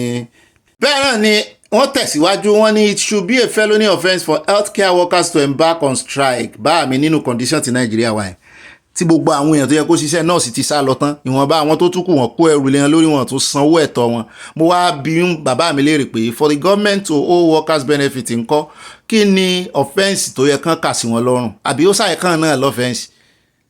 Ẹjẹ́ adé ọ̀dọ̀ bá mi àmọ́ mi ni Ọlábọ̀dé Ọlájúwọ̀n wọ́n ní Ọ̀gbẹ́ni Bobby mi ò lè gba ẹnì kankan gbọ́ nínú wọn àti Naira Marley àti Ìyábọ̀ àti VDM ọ̀ǹtì tí wọ́n bá lọ sílé ẹjọ́ ẹ̀ wò èmi gan ibi tọ́kàn mi lọ lánàá nù nígbà tá a kàròyìn yẹn tán pé gbogbo wọn play script níjàre. Bẹ́ẹ̀ ni ẹjẹ́ adé ọ̀dọ̀ at Olúyọmí Olúwọlé wọ́n ní Ọ̀gbẹ́ni Bobby sí àlàáfíà ní àlàáfíà ní sà èmi náà ń lọ sí space ẹ̀yin náà ń lọ mo fẹ́ lọ ṣe ìwádìí Bobby àti Àyáwó ogun sẹ́rin ayọ̀ dá ẹ̀sùn á sì dé bus stop ọgbọ́n àti òye tí elédùn àjogún fún ọ kò ní ìjọba láṣẹ Ìdùmarè àmì ó àṣẹ Ìdùmarè Yorùbá Nation going back Rotarian Olúyọ̀mí Easton Texas bá mi ẹ̀ ṣeun ẹjẹ́ àdọ́dọ̀ má mi wọ́n ní àyà owó àbú ni wọ́n fi ń ṣe àbúlálejò owó sàárà owó ìfà free money ó ti dùn mọ́ Dangote lẹ́nu ó fẹ́ jẹ gàba sórí ọ̀rọ̀ ajé Nàìjíríà ó fẹ́ di apàṣẹ àyà Kúndùsì. Wọ́n wá tẹ̀síwájú wọ́n ní ibà lọ tààràtà arámùdẹ́mọ̀ mi wọ́n ní in all honesty Aya is very sound and intelligent. Did Aya read economics and finance and positive Aya read to PhD level Dr. Aya bravo Aya ti gba doctor kí n tó gbà kíní là Aya ṣe accounting ló ṣe Aya ò sì ṣe ju BSc level náà lọ kò gba doctorate kò ṣe master gan. Ìgbà tá Aya fẹ́ ṣe nígbà náà ni ìyàwó rẹ̀ ṣàìsí ẹ wò ó lágbára Ọlọ́run ṣùgbọ́n látìgbà náà kò tiẹ̀ yára sí mọ́. Bẹ́ẹ̀ náà ni àti Táyé Bákàrẹ̀ wọ́n ní Ọ̀gbẹ́ni Bobby ibà tí kò mí àti kò yí o mo kí yín ẹ kú iṣẹ́ ìlú Olúwa máa fún yín ṣe o àmì òkú ọmọ bá a ṣe ni o òkè lókè lẹ́ẹ̀ máa lọ gbogbo alájọmọ lòkè ẹ̀ ní jábọ́ àmì o Yorùbá sovereign nation ní kíákíá wọ́n tẹ lọ́ọ̀fù tí àwọn fi nǹkan panu lé. At Ogbo Abe 1 ṣé mo gbà á wọ́n ní àbí Ogbo wọ́n ní ẹ̀gbọ́n Bobby tíátíá ibà ganu sí ibà gbé wa débẹ̀ ọ̀rọ̀ Nàìjíríà ti sú mi lábẹ́ ìjọba Tinubu owó ìsọnù ni Tinubu ń fún àwọn players yẹn owó àti ìjọba ìsọnù ni Tinubu ń ṣe bàbá Tinubu ò ṣe bí ọmọlúwàbí Yorùbá rárá àti rárá that's why one Nigeria will not work gbogbo ènìyàn àti àwọn òṣìṣẹ́ ló yanṣẹ́ lódì lásìkò ìjọba yìí. Báà mi Abe wọ́n bínú tán ni o. Mọ́mí Victoria Bàdéjọ wọ́n ní happy Sunday ibà kéde Yorùbá Nation káfàtà GMO foods are dangerous and they are like slow mọ́jèlé. May God help us. Nigeria farmers are helpless and have no choice but to dance to the tune of the Ministry of Agriculture. Yorùbá Nation going back. May God help us. Wọ́n tẹ love rẹpẹtẹ sí àwọn bá fi wáìnì sí láàrin wọ́n pàtẹ́wọ́ wọ́n gbàdúrà àní wọn lòlúrànlọ́wọ́ ń bẹ̀ kò sáriwo tán fẹ́ pa ń táwọn olórí wọn bá ní kàn ṣe náà máa ṣe. Bẹ́ẹ̀ náà ni at Fúnmi Ṣóbọ̀wálé wọ́n ní ẹ kú iṣẹ́ takuntakun Ọ̀gbẹ́ni Bobby mọ́ mi mo kí yín tó bá sì jẹ́ bá mi náà ni mo kí yín. Wọ́n ní Nigerians ọmọ Nàìjíríà ti wọ oko ìnákúnà kí VDM tún gbogbo àṣírí tó wà lọ́wọ́ rẹ̀ fún ọmọ aráyé àbí òun náà ra ń tu díẹ̀díẹ̀ wọ́n fi nǹkan panu ránṣẹ́ sí àwọn. Bẹ́ẹ̀ náà ni Àtinúkẹ́ Odùkọ̀yà wọ́n ní Ọ̀gbẹ́ni Bobby ẹ gbàgbé justice fún Mohbad VDM kò wá justice fún Mohbad àwọn Naira Marley ló wá justice fún. Kí ni ti Naira Marley justice ní ṣe pẹ̀lú ti Mohbad? Ẹ jẹ́ àwò bóyá tí wọ́n bá vindicate ṣebí Ìyábọ̀ Òjó náà ni wọ́n ti vindicate Naira Marley báyìí èmi sì believe gbogbo wọn jọ wọn act ni gẹ́gẹ́ bí ìyá mi kan ṣe sọ tí a bá sì rí i pé ó dáa o wọ́n ti vindicate ẹ̀ lóòótọ́ a sì sún sọ́dọ̀ àwọn tán ti vindicate bóyá wọn ni ẹ jẹ́ àbọ̀dọ̀ mọ́ mi Fúnmi Lọ́lá Bello mọ́ mi láti wà lọ́dọ̀ àwọn rẹ̀ dí o. Ọ̀gbẹ́ni Bobby, happy Sunday. A kí gbogbo àwọn tó ń ṣe ọjọ́ ìbí lóṣù yìí o. Love you so much sir, I love you too ma. Wọ́n tẹ love sí at mọ́mi Dorcas Gallo ìyá Bobby nù ní Netherlands. Bá mi ń kọ́ wọ́n ní cheese mo ṣe olóòṣà fọ́tò mi àfọ́tò yìí tí kú mi àti kú yìí wọ́n bú sẹ́rin àìpọ́ kámẹ́rà mi àìkámẹ́rà you too wọ́n tẹ love sí àmọ́ tí miss ìyá mi Sọlá Òdùmọ́sù o n ò rọ́wọ́ ìwọ̀n pèsè pọ̀ ní o ẹ ti sọ fún mi pèsè náà ní òṣùgbọ́n mò ń miss yín o nínú comment section ẹ já lọ tààràtààrà sọ́dọ̀ mọ́ mi Mary Odùnú yìí wọ́n ní òbí tèmi nìkan ibà múlòdùn ibà gbé wa débẹ̀ mo kíyìn àti àyà o àyà náà kíyìn ó ṣe ní láàánú wípé nígbà tí ó di ọ̀rọ̀ owó fún àwọn Falcons agbábọ́ọ̀lù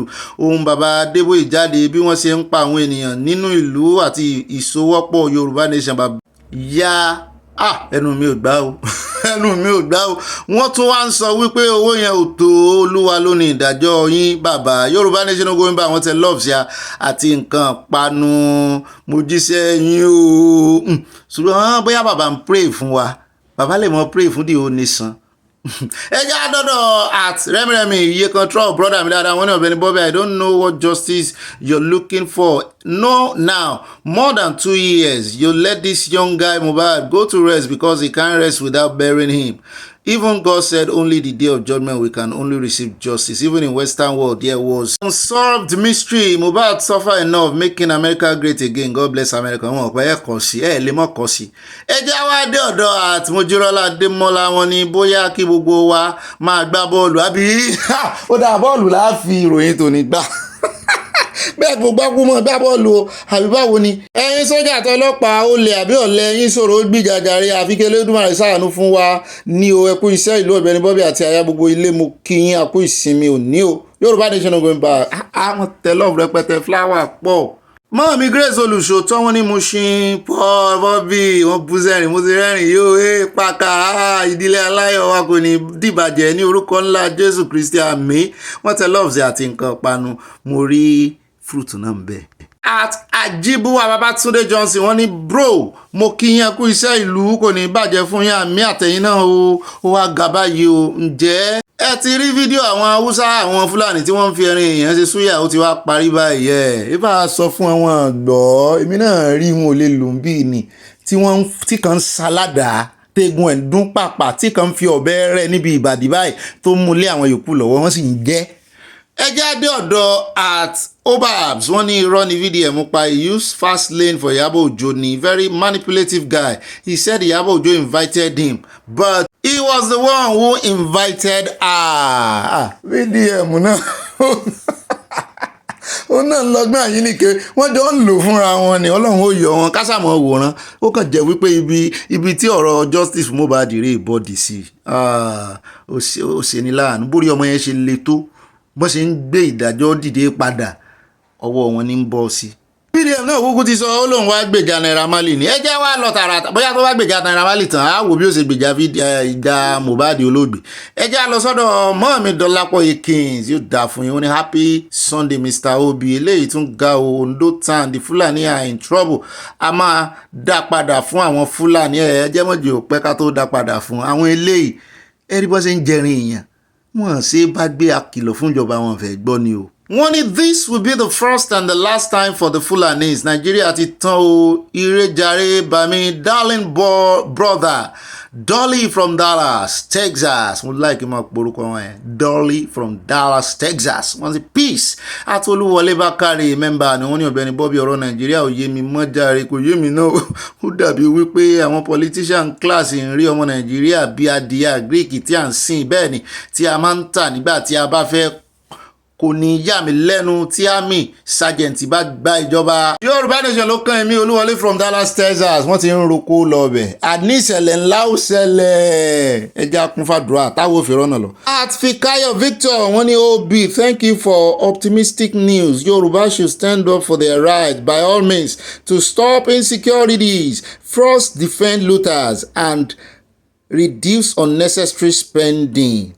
Ká defend the looter kẹ̀ àbí ẹ fẹ́ kọ bóyá typo ni lè defend the looter sí wọ́n tẹ lọ́ọ̀fù sí abẹ́ náà ni ẹjẹ́ adé ọ̀dọ́. Báàmí Joseph Àyànwọlá wọn ni let all Nigerian force who are suffering sacrificing for nothing deliberately resign and all leaders should recruit their children into Nigerian forces. Nbo wọn fẹ́ kọ́ ọmọ wọn kú.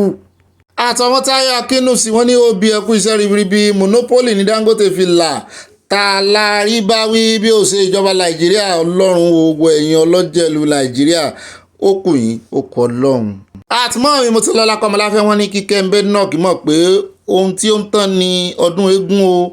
mọ́ mi gbé fúnra wọn ní eégún ọdún ìsàláwò wọ́n ní oníláárí kò sẹ́ni tó mọ ọ̀la wà nú ni ẹnikẹ́ni tí ó bá rí ìwé ìgbélú gbà ní o ilẹ̀ nílẹ̀ àtìpó Ọlọ́run á gba ilẹ̀ òmìnira tiwa fún wa láìpẹ́ àmì omi tá àti ní mọ̀ ṣàtìpó mọ́ tá àti mọ̀ yẹn fandafanda.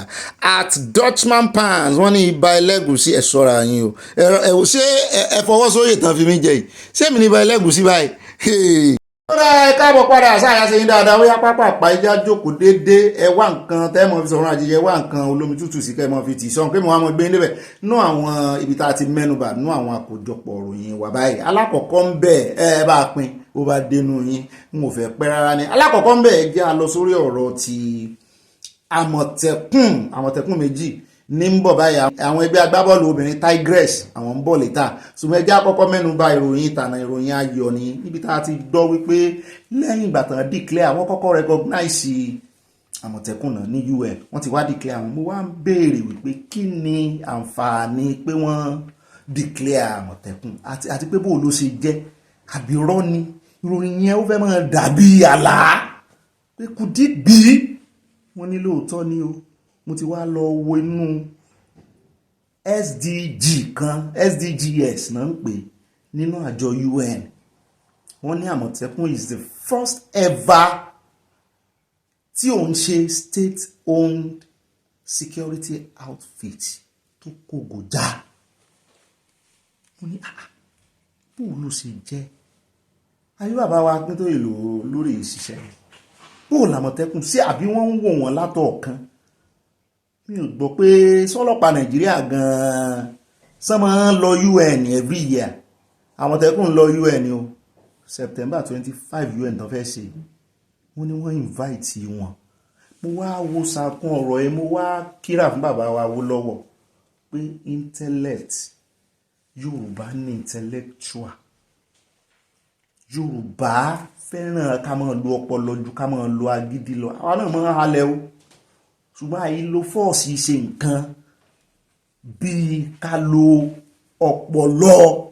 ọpọlọ plus ọpọlọ ìsìnkú ọ̀tọ̀ ọpọlọ. orin bàbá wa Abbas Akande ìsìnkú ọ̀tọ̀ ọpọlọ ni Ọlọ́run fún wa lọ́pọlọ gbogbo bá ṣe rìnrìn yẹn ní òmọ́ ṣùgbọ́n mo tún gbé kùndùsì fún wọn nítorí nígbà tí mo ro ọ̀rọ̀ yẹn pé so wọ́n lè mọ every year báyìí tán bá ti ń ṣe UN. ẹ mọ̀ pé UN ní ìsìn àsọ̀rọ̀ ẹ̀ tí Trump sọ wípé òun ò gbà kí Palestine di state a sovereign nation tó sì sọ ó lọ́wọ́ máa dínà ìwọ̀n visa. ìtumọ̀ ẹ̀ náà ni wípé àwọn àmọ̀tẹ́kùn lè yàn lọ báyìí pé ó dáa o ẹ lọ sẹ́mbàsì a fẹ́ lọ sí UN meeting níbi tí wọ́n tẹ̀lé ààrẹ Tinubu lọ wọ́n ń dá lọ ní o wọ́n rẹpísẹ́ǹtì pé wọ́n fẹ́ lọ rẹpísẹ́ǹtì Nàìjíríà bó tẹ̀ jẹ́ pé inú Nàìjíríà ni security outfit wà o. wọ́n lọ pé àwọn fẹ́ lọ ṣàṣojú fún Nàìjíríà bí ààrẹ Tinubu ń lọ wọ́n jọ wá kọ̀wọ̀rìn lọ́tọ̀ọ̀tọ̀ ni wọ́n sì ní ìdí pé wọ́n ṣe ń rè kó fọ́ọ̀mù bá ààrẹ àbáwọn ministry kan pé ẹ bá wa tọwọ́ bọ̀ ẹ ṣe straight ni wọ́n ti recognize wọ́n tún declare day every 7th of July wọ́n lọ́jọ́ tán recognize wọn náà mú as day. ẹ jẹ́ ká gbé kínní ẹ jẹ́ ká fọn rere rẹ̀ ẹ jẹ́ àfọn rere rẹ̀ àwa lálàmọ̀tẹ́kùn Yorùbá ló ní ẹni tó yẹ kó máa sọ láì ẹni tó yẹ ká bá ń bẹ̀ OPC ló yẹ kó wà rúpò yìí lónìí báyìí. OPC ló yẹ kó wà rúpò yìí lónìí báyìí lónìí pẹ̀lú iṣẹ́ ribiribi tí OPC ṣe ń lé.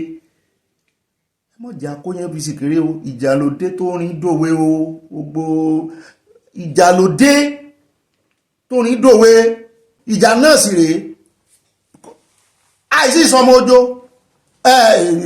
àìsí ẹni tí ó mọ àìdá irọ́ bíjà bá wá àjà bó bá ṣe parí ká parí ẹ̀ ká sì ṣe kí ni ká tún mọ bá eré ìfẹ́ lọ ká nífẹ̀ẹ́ ara wa ẹni tá a bá sì mọ̀ pé kò fẹ́ náwó ọ̀fẹ́ sí a mọ̀ wò ń ran ṣùgbọ́n history wà nílẹ̀ àwọn ló yẹ kán rí irú ògo ìlò. Ògo ńlá ni Àmọ̀tẹ́kùn lọ rí lò yìí, ògo ńlá ni ẹ mọ̀ tán fojú wọn rí. Ṣùgbọ́n wọ́n ń pàkí ìyá mi kan wá ń pàkíyèsí wa sí wípé ṣé wọ́n máa kó ìbọn gidi fámọ̀tẹ́kùn báyìí, ṣé wọ́n máa kó wo ń gbọ́n ṣe lọ́yọ̀ọ́ last week, wọ́n ṣe pa àwọn ajínigbé lọ. Oríkóríyá gidi lélẹ̀ fún ẹgbẹ́ Àmọ̀tẹ́kùn. Imagine kámọ̀tẹ́kùn náà kan máa lọ US, kan tún wá máa lọ UN, kan dédé lọ US lásán, kan wá máa lọ UN pé ẹgbẹ́ Àmọ̀tẹ́kùn ká máa rí aṣọ yẹn. Ọlọ́run ó ṣe o. Yorùbá ní ẹ̀yẹ, ẹ má jẹ́ àkóyán ara wa kéré. Àbí kán kúkú dá gbogbo àwọn tó ń pera wọn ní àwọn ẹgbẹ́ security gbogbo ilẹ̀ Yorùbá kan kó wọn sábẹ́ Àmọ̀tẹ́kùn kan ní kán lè join. Àbí ìmí tí ń ṣe tipẹ́tipẹ́ àríláríjá wọn. Àwọn ẹgbẹ́ Àgbẹ̀kọ̀yà náà tó yẹ kí ayé ìgbà kan àwọn náà ti reign. Ẹ wo sẹ́rí ríbi tí Àgbẹ̀kọ̀yà ṣe. Mi ìsá àwọn aládàmọ̀dì sí yóò mi ò ní fún wọn ní free kìíní o, n ò ní fún wọn ní free promo rárá. Ọ̀rọ̀ kan tí ẹ ń sọ yẹn ọ̀rọ̀ òsì kò ṣeé gbọ́. Àwọn kan wá rí ìkóra àwọn jọ nítorí Sunday Igboho. Ẹ ń ta bá Yorùbá Nation, orírun yín lẹ̀ ń tanú bá, ẹ ń tanú bá àwa táwọn wá òmìnira. Àwọn ṣé kò sí Yorùbá Nation kankan ò sì fìgbà kan tẹnu àbùkù báyìí. Ẹ̀yin náà ló ní mọ̀nàfíkì, ẹ̀yin ló ní mọ̀nàfíkì. Ìjọba ò sì ran yín gan, kí ni ìjọba ń ṣe fún yín? Kí ni ìjọba, ẹ lọ bára yín sòótọ́ ọ̀rọ̀ o. Kí ni ìjọba ń ṣe fún yín tó sì jẹ́gbà politics lè ran ojú kiri ń sìn? Ẹ sáà ń wá ọ̀nà, ẹ fẹ́ sọ̀rọ̀ kẹ́ẹ̀kan lè recognize yín. Ẹ jẹ́ mọ́tàfàlà ògo yín torí ẹni tọ́lọ́run ó gbà fún ló wà wájú yín lẹ́fẹ́ mọ̀ tẹnubá yẹn, ẹfẹ́ mọ̀ tẹnubá. A ṣàdúpẹ́ o bóyá kí wọ́n kó gbogbo wọn sábẹ́ Àmọ̀tẹ́kùn, kán screen ni wọn, èyí tí ò bá yẹ kán lé wọn dànù. A ní ìgbà kan bà orúkọ Àmọ̀tẹ́kùn jẹ́ o.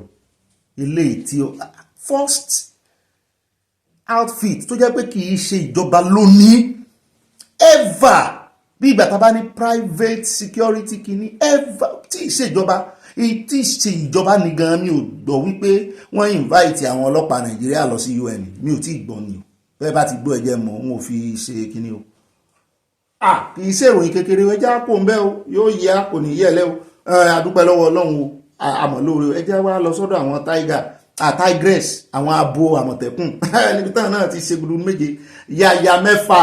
Àwọn obìnrin tó ń gbá basketball wọ́n ní wọ́n na Mali láti gba ife ẹ̀yẹ, wọ́n lẹ́lẹ́karùn rẹ̀ wọ́n gbà léraléra ní Afrobasket Women Title. Ẹ jẹ́ wá lọ sọ́dọ̀ wọn níbi tá a ti gbọ́ pé wọ́n ti gba ife ẹ̀yẹ wá o. Àwa ń retí káàrẹ Tinubu kán tọwọ́ bàpò, kán fún wọn ní owó gidi, kán fún wọn ní mílíọ̀nù, àmọ́ bóyá wọ́n máa increase ẹ̀ sí 200 million lọ́wọ́ ẹni gbogbo ọmọ Nàìjíríà náà ló ti ń retí wípé ààrẹ Tinubu yá ẹ mọ́ dé ìnà pẹnu, ẹ mọ́ wàràrò rárá, ẹ gbọ́dọ̀ fún àwọn ọmọ ìná lówó. Ṣùgbọ́n kíkì ìkíni lásán la rí tí ààrẹ Tinubu ti fi ránṣẹ́. Wọ́n ní ìbẹ̀rẹ̀ kì í so níṣẹ́, ẹ ń bá ṣe dópin láúgbà láú. Torí ààrẹ Tinubu ẹ̀yin lẹ bẹ̀rẹ̀ rẹ o, ẹ sì gbọ́dọ̀ parí ẹ̀. Wọ́n ní àwọn ẹgbẹ́ agbábọ́ọ̀lù àfọwọ́gbá women basket team ti orílẹ̀-èdè Nàìjíríà, ìyẹn the Tigress, ti gbégbá orókè nínú ìdíje tí wọ́n ṣẹ̀ṣẹ̀ gbà tán nínú ìdíje basketball. Wọ́n ní wọ́n na Mali lẹ́lẹ́karùn rẹ̀ tán máa gbà back to back. Wọ́n ní kẹ́ fún wọn ní 150 million tí wọ́n ná. Ọmọ Nàìjíríà ló sọ fẹ́ bá rẹ̀ tí ń bọ́ ibọ́ sẹ́ fọwọ́ sí abẹ́ fọ́ sí. Kí lọ́bọ́ fi ṣe rí tí náà kí ò fi ṣe? Kí lọ́bọ́ fi sórí tí náà kí ò fi ṣe? Ṣó ààrẹ Tinubu ọwọ́ náà fi gbá bọ́ọ̀lù àbí owó tí wọn ò ní tó bẹ́ẹ̀? Ẹ ṣáàjà àmọ́ èyí tẹ́ fẹ́ fún wọn, ẹ gbọ́dọ̀ mọ́ fún wọn lówó, ẹ mọ́kàn juwọ́ sí wọn lọ́ọ̀kan o, kẹ́ẹ̀sì invite àwọn náà. Gbogbo wa ládùn ìyìn fúbọ́ọ̀ ní ìsìn, náà fẹ́ mọ́ ibà fúbọ́ọ̀lù àyìn rèé, náà fẹ́ mọ́ gbá bọ́ọ̀lù. Ṣé ẹ fọwọ́ sí ẹ fẹsẹ̀ sí ó dáa o, ti standard ẹ̀yin náà lẹ fi standard lẹ̀, ẹ sì gbọ́dọ̀ mọ́ tẹ̀lé. Ẹ̀yin tẹ́ ẹ bá mọ̀ wípé history lẹ fi ṣe excuse pé àwọn yẹn wọ́n win ní 10 times straight, abẹ́fẹ́ káwọn ilé náà dúró di 10 times. Ẹ ti kúrò lórí oyè ńgbà náà, ẹ ń bá wà ń bẹ̀ lè mọ́ fún wọn. ẹ tètè sí tẹ́sí báyìí yóò à ń retí o àbá yín gbèrò ìyẹn gan yóò lọ fún ẹjá kó ń bẹ̀. ẹ mú ìkó ń bẹ̀ ọ̀gá mi update ti wa o wọ́n ti dé sàbújá wọ́n ti dé o wọ́n ti gbé kọ́ọ̀pù dé bẹ́ẹ̀ náà sì ni ààrẹ Tinubu ò já wọn kulẹ̀ o iye ìdíyelé owó tán fún àwọn falcons òun náà náà fún àwọn tigress o ń jọ bí ẹni pé àwọn obìnrin ló ní lọ́ọ̀kì n ò gbọ́ kàn sí àwọn ọkùnrin dáadáa báyìí rí àwọn ọkùnrin náà ti ń fẹ̀hónú hàn nídìí iṣẹ́ sport yàtọ̀ sí tàwọn àmì àwọn ọkùnrin náà ti ń fẹ̀hónú hàn báyìí $100,000 mọ́ ṣe fún àwọn aráabí mọ́ ṣe fún àwọn falcons bẹ́ẹ̀ náà ni wọ́n ní kán kọ́ 3 bedroom flat fáwọn eléyìí náà kán sì tún wá fún wọn ní national honour igbákejì ààrẹ under my boot òun ló ṣe kò kárí àlùwàlà ilé yìí àtẹ díẹ̀ sí káwo díẹ̀ ń bẹ àfẹ́ pẹ́ gbogbo ẹ̀yàn ọmọ Nàìjíríà tẹ ní wọ́n gbọ́dọ̀ fún wọn náà ni wọ́n ti wá fún wọn báyìí mo ní àbújẹ́bùdànù wá pọ̀ sówó subsidy náà rèé bó láṣẹ gbà tiwa.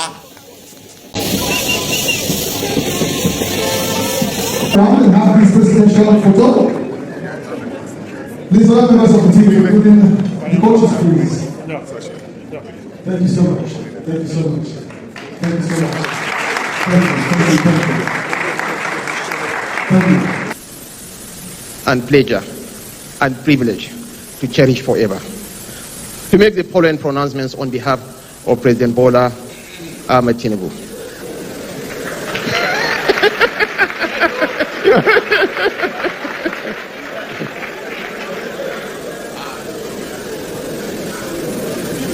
Am I allowed to continue?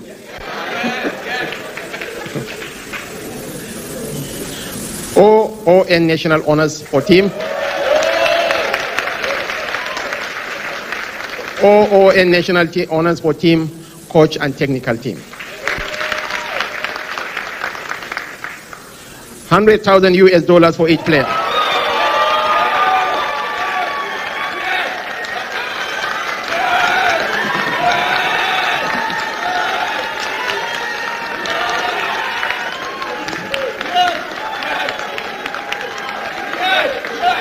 It's not yet over. There are other goodies coming. 50,000 US dollars for coach and technical team, each member. And wait for the final icing on the cake. 1 flat each for players, coach and technical team. ó ga orí lọ́mọ lọ́la orí lọ́mọ lá o àwọn eléyìí náà tún ti gbà o ó lè tún dọ̀la kó kan ẹ̀yin náà kó kan ọmọ yín ẹ̀ẹ́dẹ̀ abala yọ̀yọ̀ abáwọn yọ o àwọn tí ò sì ti kàn ẹ mọ̀ wọ̀rí yóò wà kàn gbogbo ẹ̀yin ọmọ iléeṣẹ́ ológun gbogbo ẹ̀yin ọlọ́pàá ilé yìí ó tún kan wọ́n lára sí ṣé ìṣe nǹkan míì láyé ààrẹ Tinubu fẹ́ dálẹ̀ ó dáa o. ẹ já wa lọ sí ọ̀dọ̀ ìkànnà àwọn ọmọ iléeṣẹ́ ológun tó sọ wípé orí ló yọ òun ní Plateau níbi tí àwọn ti lọ fèsì àwọn báńdíìtì wípé ṣe ló ń lẹ̀mọ́gi pé ọta àbọ̀n tán mo ní wà ó tó jẹ́ kí n gbéròyìn gan lélẹ̀ ọta àbọ̀n tán ṣé wọ́n ló ṣì ọta yìí dànù ni àbí wọ́n kó ọta tó tó fún yín. ní ọjọ́ ìṣẹ́gun ni àwọn agbébọn kan tí wọ́n lọ ṣe ìkọlù ọjọ́ ìṣẹ́gun tó kọjá ni o sáwọn ológun àtàwọn fìjìláńtẹ́ ní agbègbè Dogon Ruwalekun Basha ní ìjọba ìbílẹ̀ Wase ní ìpínlẹ̀ Plateau àwọn ológun méjì àti fìjìláńtẹ́ méjì ni wọ́n pàdánù wọ́n gbẹ̀mí wọn pàdánù ẹ̀mí wọn. bákan náà ni àwọn agbébọn kan tún jáde láyé níbi ìkọlù náà wọ́n gbéná kojú ara wọn jọ lùsì èèyàn ni. àwọn ará agbègbè náà inú fu àyàfu ni wọ́n fi ń gbọ́ tí ìbọn ń ró takòtakò nínú ìkọlù náà. èèyàn kan láti ìlú náà sọ pé ní òwúrọ̀ ọjọ́ ìṣẹ́gun ọjọ́ 29 oṣù keje ni àwọn ológun tí wọ́n gbọ́ ìròyìn pé àwọn agbébọn kan ti ya wọ agbègbè náà tí àwọn ọmọọṣẹ́ ológun náà sì ṣe pápápá tán rè kojú wọn. wọ́n ní ọ̀kan lára àwọn fìjìláńtẹ́ tó mórí bọ́ nínú ìkọlù náà Dáúdà Sàlámù lórúkọ rẹ̀ ó bá iléeṣẹ́ BBC Pidgin sọ̀rọ̀ ó ní ó sojú òun kò ó sọ pé nǹkan bíi aago 10 òwúrọ̀ ọjọ́ ìṣẹ́gun ní ìkọlù náà wáyé. wọ́n ní àwọn agbébọn tó wá ó ní 21 ni wọ́n ó ní ṣùgbọ́n àwọn ọmọ ológun Nàìjíríà tó wà nílẹ̀ ó ní 11 péré mo ní 11 against 21. wọ́n ní èyí ló mú kí àwọn fìjìláńtẹ́ 7 àtàwọn sójà 4 láti lọ kọjú àwọn agbébọn náà. wọ́n ní fìjìláńtẹ́ 7 nínú àwọn 11 sójà 4 mo ní fìjìláńtẹ́ ló tún pọ̀ jù. ó ní àwa ò mọ̀ pé àwọn agbébọn ọ̀hún ti sá pamọ́ sínú igbó fún wa bí wọ́n ṣe rí wọn ni wọ́n síná bolẹ̀ tí wọ́n sì pa vigilante méjì àtàwọn ológun méjì ológun méjì vigilante 5 wọ́n ti pa vigilante méjì ológun méjì. Ó ṣàlàyé pé lẹ́yìn náà ni wọ́n dáná sun ọ̀kadà àwọn 3 tí wọ́n sì bọ́ aṣọ àwọn ológun tí wọ́n pa náà. Lẹ́yìn tí wọ́n pa àwọn ológun náà wọ́n bọ́ aṣọ wọn, wọ́n jó ọ̀kadà àwọn 3 níná. Orí ló kó mi yọ nítorí ara igi kan ni mo sá pamọ́ nígbà tí ọta ìbọn mi tán. Sàlámù ló sọ bẹ́ẹ̀ o. Ìkan lára wọn ni o. Ó fi kún pé lẹ́yìn tí àwọn rí àwọn ológun míì kúnra ni àwọn padà síbi tí ìkọlù náà ti wáyé láti lọ gbé òkú àwọn akẹgbẹ́ àwọn, ṣùgbọ́n àwọn yẹn ti fẹsẹ̀ fẹ́. Ó ní wọ́n pa 6 nínú àwọn agbébọn náà. Mo ní ìyẹn náà ti ẹ̀dá.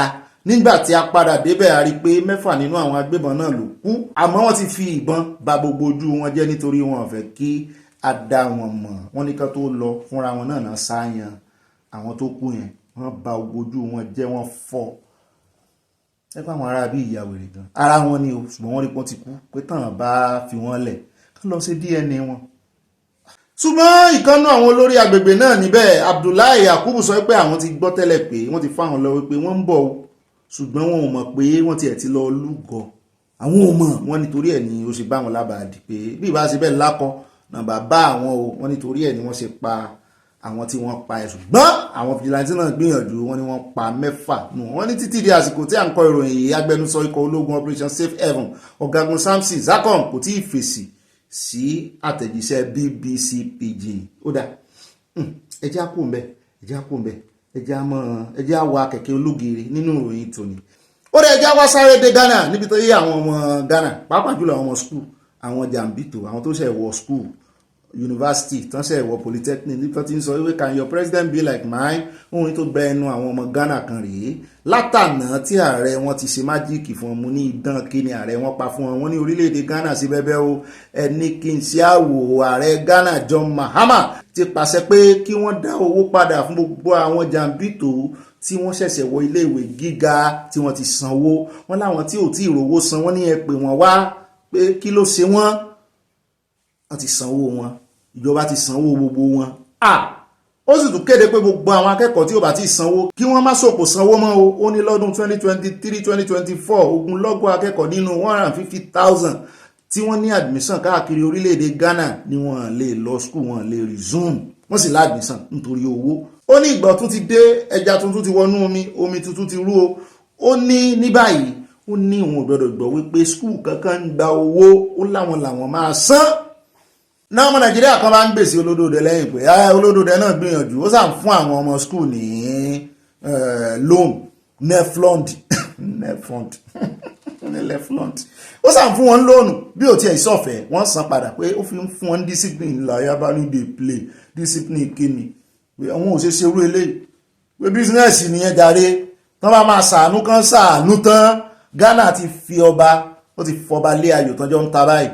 Nàìjíríà náà lè gbìyànjú tó dáa ò ní ìṣe tí Ghana ti wá ṣe. Jẹ́kàn náà gbìyànjú náà ọmọ Ghana náà wọ́n bá kóra wọn ta wípé kí ni ẹ̀yin lè gbìyànjú corruption pọ̀ ń lu yín ẹ wá hostel wa hostel ń wó ṣeré ní Nàìjíríà ẹ bá ara àwọn hostel mo nílò tọmọ ní hostel mọ òwò Ọlọ́run ló mọ̀ yọ àwọn ọmọ Alex Kweme tí ibi tí hostel tó ti wó Ọlọ́run ló mọ̀ yọ wọn.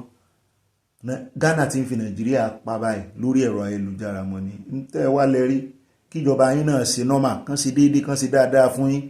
Lẹ́yìn loan níbi táwa wáyìí wọ́n fáwọn ọmọ loan wọ́n tún fún wọn owó school ọmọ mi tún ṣe wọ kíní nísìn wọ́n kò àsanwó school kankan wọ́n tún fún lówó every 3 months kan náà máa ń fún lówó bẹ́ẹ̀ bóyá €500 náà máa ń fún. Bàbá ti rí ti ń ná kíní bá láti mọ̀ pé ó ti gbowó a máa ń sọ lọ ra train bus rẹ̀ ń bẹ̀ tíkẹ́ẹ̀tì bọ́ train rẹ̀ lọ ṣe gbogbo ohun tó bá ṣe ń bẹ̀ o. Bọ́mọ bá sì ti fẹ́ẹ̀lì yóò dòwó padà o, owó tó bá gbà yóò dà padà at discounted rate. Ó dà kó fẹ́ẹ̀lì subject kan kọ́ọ̀sì kan ó níye tí ó dà padà wọ́n bá calculate ẹ̀ ni ó wà lè mọ̀ ṣe kán máa sanwó rẹ̀ lọ́fẹ̀ẹ́ kan tún máa fún ọ lówó bọ́ọ̀sì owó àjẹmọ́nú kọ wá €500 èyí sọ orí kiri kí ìjọba Nàìjíríà náà kan gbé sókè kò jù bá náà lọ, kò ní ìdí pé wọ́n ń ṣe challenge. ẹjá kó bẹ́ẹ̀ ẹjá wá lọ tààràtàrà sínú ìròyìn tí ó mọ tẹ̀lé o. ọ̀dọ̀ aviation minister là ń lọ, níbi tí àwọn coalition tó ti ń sọ fún wípé owó yìí ti pọ̀jù, misplaced priority ní bó lẹ́sẹ̀ fi 712 billion naira rè tún airport ṣe, pé gbogbo eléyìí tẹ́ ń sọ wípé ẹ fẹ́ bọ́ airport sí yóò ẹ fẹ́ bẹ̀rẹ̀ láti gbòǹgbò rẹ̀, pé àwọn òkò jẹ́ pé ẹ̀rì dá owó yẹn padà kẹrì fi ṣe nǹkan míì. Aviation ní agbára ó bá gun Kẹ̀yàmó wípé ó dá sóhun lẹ́ ń bá sọ̀rọ̀, ó dá òun ó dá yín lò, òun ó tún bá yín fi èèní, òun ó bá yín fi já ara sí ntẹ́ ẹ̀ tán bí òun, ntẹ́ ẹ̀ bí òun, òun ó sọ mọ́rọ̀ pé ẹ̀ ń fọ́ lálẹ̀ pé ọgbọ́n burúkú lẹ̀ ń lò lórí ọ̀rọ̀ election tẹ́ ẹ̀ ń challenge ààrẹ Tinubu, pé 419 brain lẹ̀ ń lò. Ó sọ gbogbo ọ̀rọ̀ dàálẹ̀, ó sì defend ara rẹ̀ lórí 712 billion. ẹ bá ń tẹ̀sí ilé agbára ẹja gbọ́ lẹ́nu ẹ̀. So let me explain that we have 2 terminals in Lagos. That old building, if you're approaching the airport to that long stretch of road, there's one big building facing you with the Murtala Mohammed Airport boldly written. That is Terminal 1. That's the one you are pulling down. That's the one we are pulling down. Not the one Buhari commissioned. No, that one is Terminal 2 on the right. As it is today, we are using boats. Why? Because even the one Buhari commissioned cannot take our passengers. So we have to now use a wing of Terminal 1 to complement. In fact, we have used 2 wings to complement the new one. You know, it was when we came into office. Remember that the new terminal, even though commissioned by Buhari, if you remember, was not functional. Why was it not functional? There were a few design errors that the airline said they were not moving there. In fact, they were adamant that I now gave an ultimatum. If you remember, I gave an ultimatum, and all the civil servants told me, sir, it's not going to work because there were design errors. They're not going to grab. You know that wide bodies cannot come in there. Those double aisle, aircraft. They cannot come to anchor. Why? They are design errors. You went to build them when things are, major hangars are blocking the apron or the taxiway into that airport. We're going to pull all that down and expand that apron. And so that airport now can properly take big body aircrafts. Now, the Terminal 2. The Terminal 2, when we that, because not only pulling down Terminal 1 to rebuild, we're expanding Terminal 2 and its aprons. What are we doing in Terminal 2 again? If you walk into Terminal 2 now, which is even the new one, we are still touching the new one, spending so much money on it. If you walk into the new terminal now, what do you notice? You are passed through there. You have to now take your bags up to departure. So when you arrive, it's not going straight to departure. And that's a design error all over the world. There's no airport you are coming in to in the whole world where you have one door. But there's only one door. What if there's a stampede? How can you have one entrance into a big international airport? But there's only one entrance. If you go to all the international airports, you see more than 7 entrances. We say even the old one, as you're being dropped off, you see different doors, different entrances. A, B, C, D, and even the old one, if you remember the old one, Terminal 1, if you remember, you have different doors. Different the Qatar, exactly. The BA, God bless you. You have the picture in your head. Picture this new one, only one door. How? So now, and then when you walk, like I said, when you drive in, you have to now go climb up with your bags. Haul them either through the lift or escalator. And God will forgive you if it's not working. You have to then physically climb the stairs with your bags. So now, once you pass the army checkpoint now, there's an army checkpoint just for the airport. We are now designing a bridge. Immediately after the army checkpoint, you are going to veer off the road, and then a bridge will begin to climb. That takes you straight to the 2nd floor of that new terminal. So that takes you straight to now departure. We are putting a bridge there. It takes you to departure. Do you understand me? And so you come down there. There'll be a drop-off. A drop-off. But now you usually drop off at one car park. Goes round. That bridge goes round. It's a circular bridge. It goes round again. Did you design a train service within it? No, that one is coming aside because that red line. It's not contained in this bill of quantities. But that red line, that's a separate one that we are doing with PPP. You see the red line coming from Lagos. That stops at Ikeja bus stop. That red line will now extend through that filling station, that Jeep you are saying, is it a Jeep filling station? Through the old GAT, through Babalaki's the airport there, by company, and all the way through the Air Force to the international. So we are connecting it so that from international you can come down, enter that train, and you see yourself at Ikeja bus stop, all the way. All right, that's the grand plan we have. Now, tell us, Minister, because we would like to know. Just to tell you, it is not a refurbishment. For renovation. I'm just explaining what we are doing. It's a rebuilding. Complete. We are tearing it down. Only the pillars will remain, the carcass, the decking. Everything will go. bẹ́ẹ̀ ni mínísítà yìí ó ṣe agbẹjọ́rò ara rẹ̀ ó sọ onídùúró ara rẹ̀ ó tún fi kún ó ní gbogbo àwọn Nàìjíríà tó ń béèrè wípé ibo ni owó sọ́bsidì tí ààrẹ Tinubu yọ tán save ibo náà kó sí pé sáwọn gómìnà nìkan náà ń kólé lọ́wọ́ ni wípé ara rẹ̀ rí o pé owó sọ́bsidì náà fi ń ṣe kínní báyìí o àti wípé 22 months ni ó gba àwọn láti parí ẹ̀ wípé ààrẹ Tinubu ni ó sì commission kan tó lọ mo ní ó dá o àwọn kan ní dey play. Minister, hold on. I mean, you must give me this time. These people are not, give me 5 minutes. are not the ones on the street. We have 5 minutes. They are not the Nigerians who are campaigning and protesting on the street. They know us very well. We also know them very well. They are not strangers to us, so we know them very well. And some of these tactics that they are using is what they call, 419. People they use, 419 boys. They used to. I used to prosecute them. I was AFC prosecutor. They have a format, 419 format. The format they are using is expired. The 419 experts format that the ADC they are using and the so-called coalition is expired format. So Nigerians know them. Nigerians know those formats already. You can't use those formats to deceive Nigerians. Reeling out figures, picking up isolated incidents of some, indices and using it for generalization, hasty generalization. Nigerians know them very well, and we know them very well. I saw one of them huffing and puffing one day on one of your programs, huffing and puffing that he wants to rescue. That person displays wealth every day, puts 500 cars in his garage and all that, and he's telling Nigerians he wants to rescue them. And you think Nigerians, even if they are disappointed with us, we now rely on that person. We now trust that kind of person and his ilk to hand over power to them. The real question going forward is whether we have gotten the macroeconomics right. Guess what? It is the macroeconomics that will now lead to more jobs, to pulling down inflation. The inflation rate is coming down. The naira has been steady. The exchange rate has been steady. Foreign reserves are rising. Government revenues are rising. These are indices of a healthy economy. Then guess what? It will now begin to trickle down. It is the trickle down effect that will finally free up spaces for jobs, that we put money in the pockets of people. Guess what?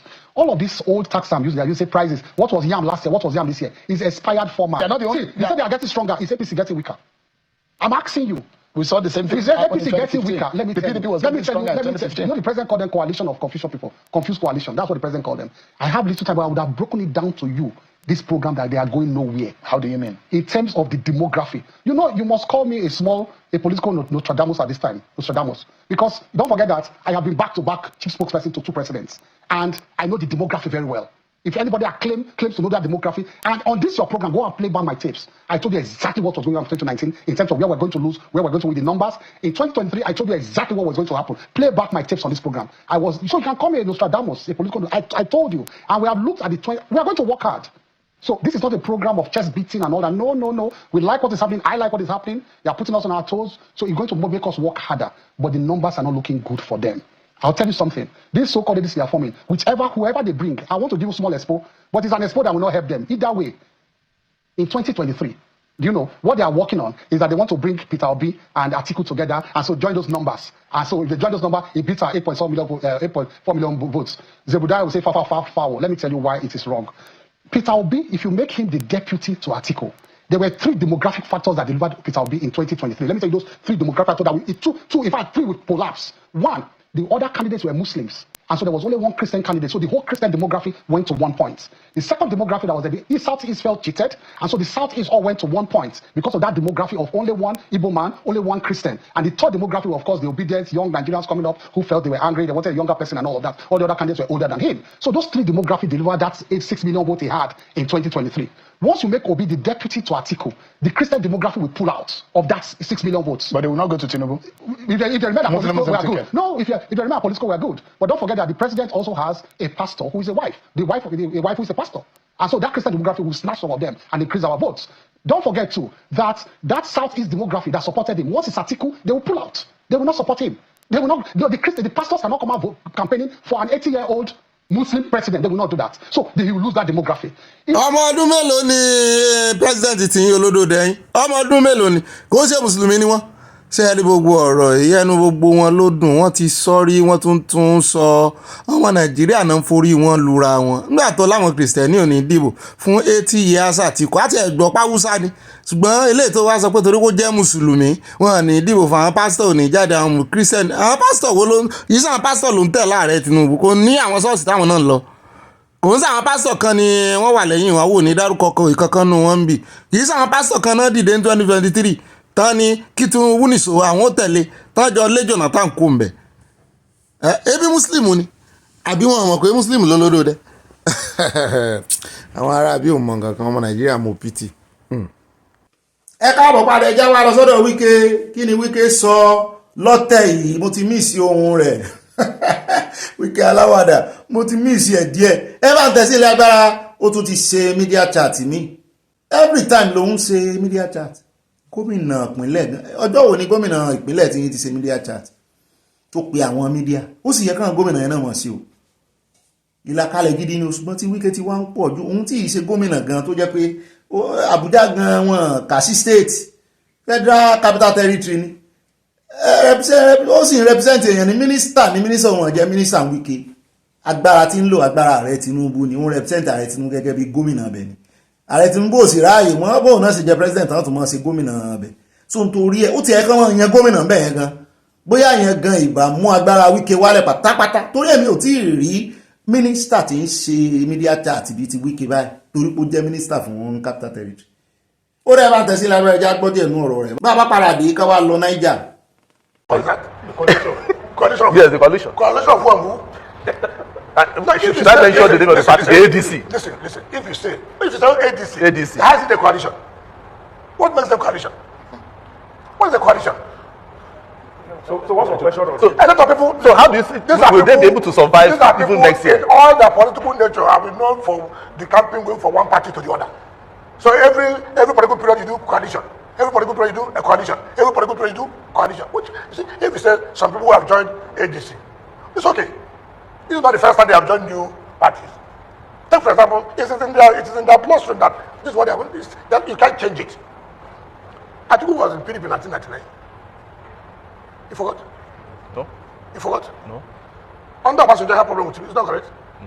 Later he joined who? Yes. AC. Which AC was controlled by who? Was controlled by who? Not by the president now. Say speak out. We're asking questions. No. Now, what happened to him after he came back to PDP? Is that correct? Is that not correct? Then what happened? He moved again to APC. Is that correct?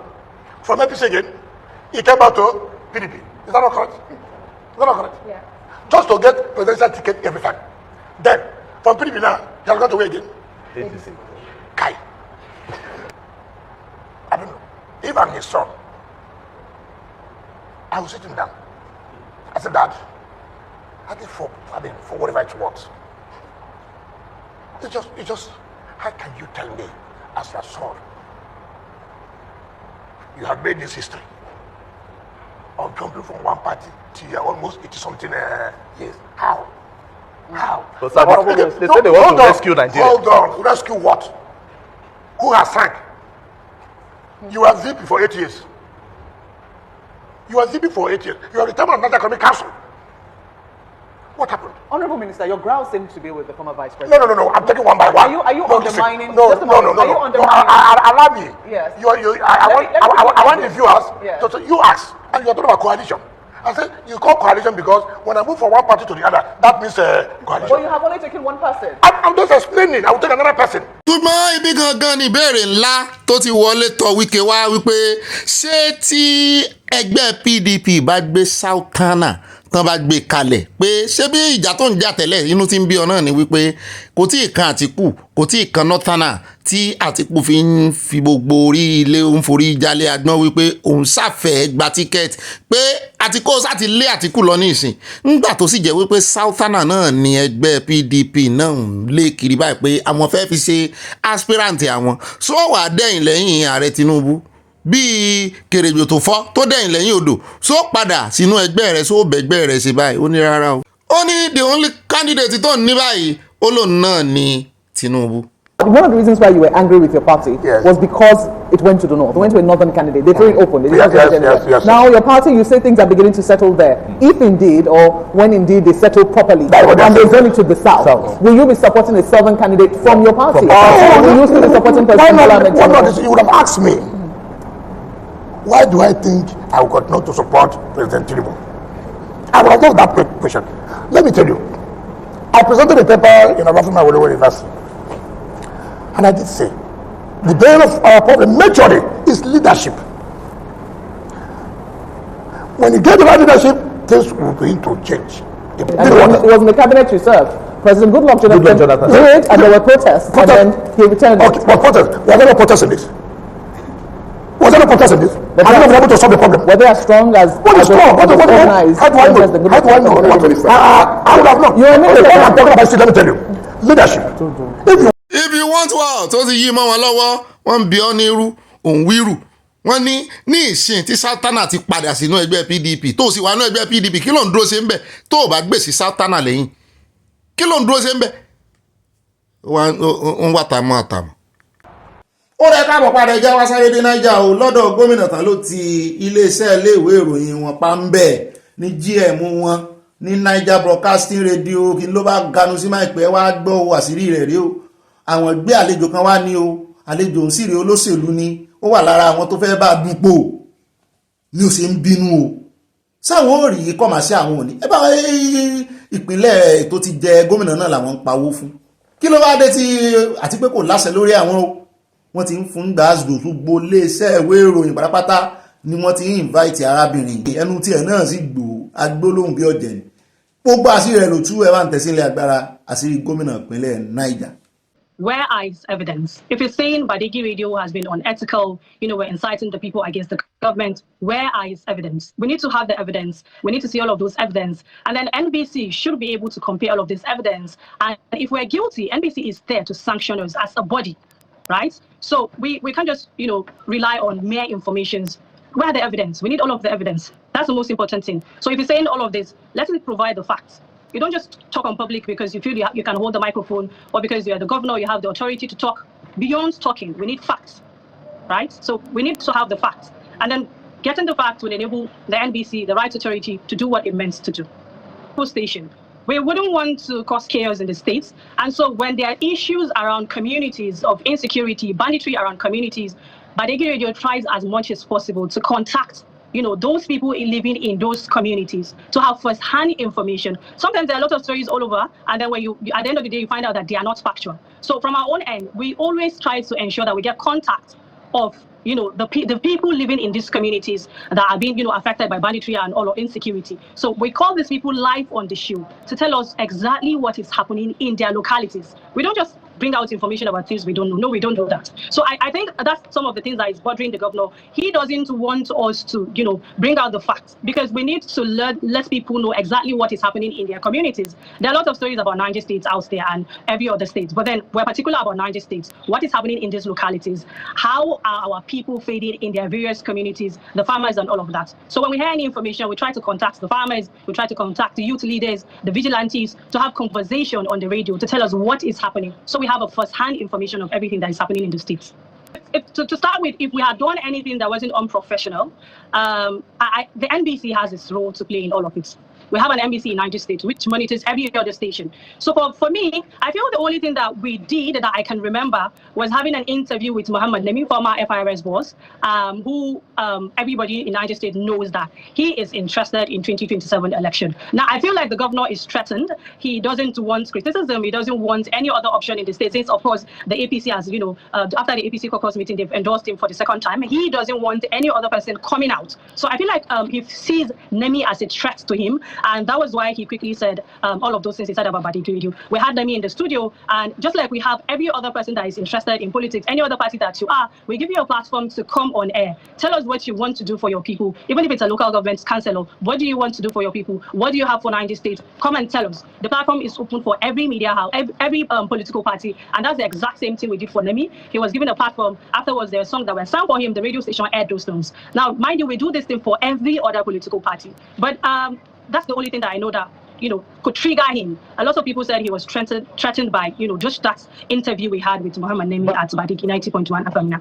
But you can't just come out and talk because you're the governor or because you have the audience. No, it's beyond that. We need facts. Where are the evidences? And for that reason, he actually said about the managing director of the radio station, we intend to sue him for defamation of character. bí o sọ fún yín pé agbólóhùn bí ọ̀jẹ̀ ni atákéré kò ṣeé fi bọ́jú mọ́ fojú pé ó kéré wo ó ń bọ́ ó ń sọ gbogbo òótọ́ ọ̀rọ̀ tó wà láhàn rẹ̀ ni bẹ́ẹ̀ náà níṣẹ́ rí àwọn gómìnà wọ́n ìfẹ́ kí àwa oníròyìn gbóòótọ́ jáde èèyàn wọ́n tún ṣí orí ẹ̀rọ ayélujára wọn lẹ̀ wọ́n tún gbé fóònù síbẹ̀ pé ẹ pè wọlé gbogbo ohun tó bá ń ṣẹlẹ̀ ní agbègbè yín wọ́n sì ń pè wọlé inú ń bí ọ torí pé wọ́n ń tú àṣírí insecurity. Ẹlẹ́ẹ̀kejì ọ̀gá tó jẹ́ former radio service federal fún Nàìjíríà mo mọ̀gá yẹn dáadáa analysis ẹ̀ mọ́ gbóná gan wọ́n lòun náà fẹ́ ṣe gómìnà ṣé ó fẹ́ sọ radio station yẹn di NTA dìde ó ti di government kìíní àwọn èèyàn lọ ọbẹ̀ mọ́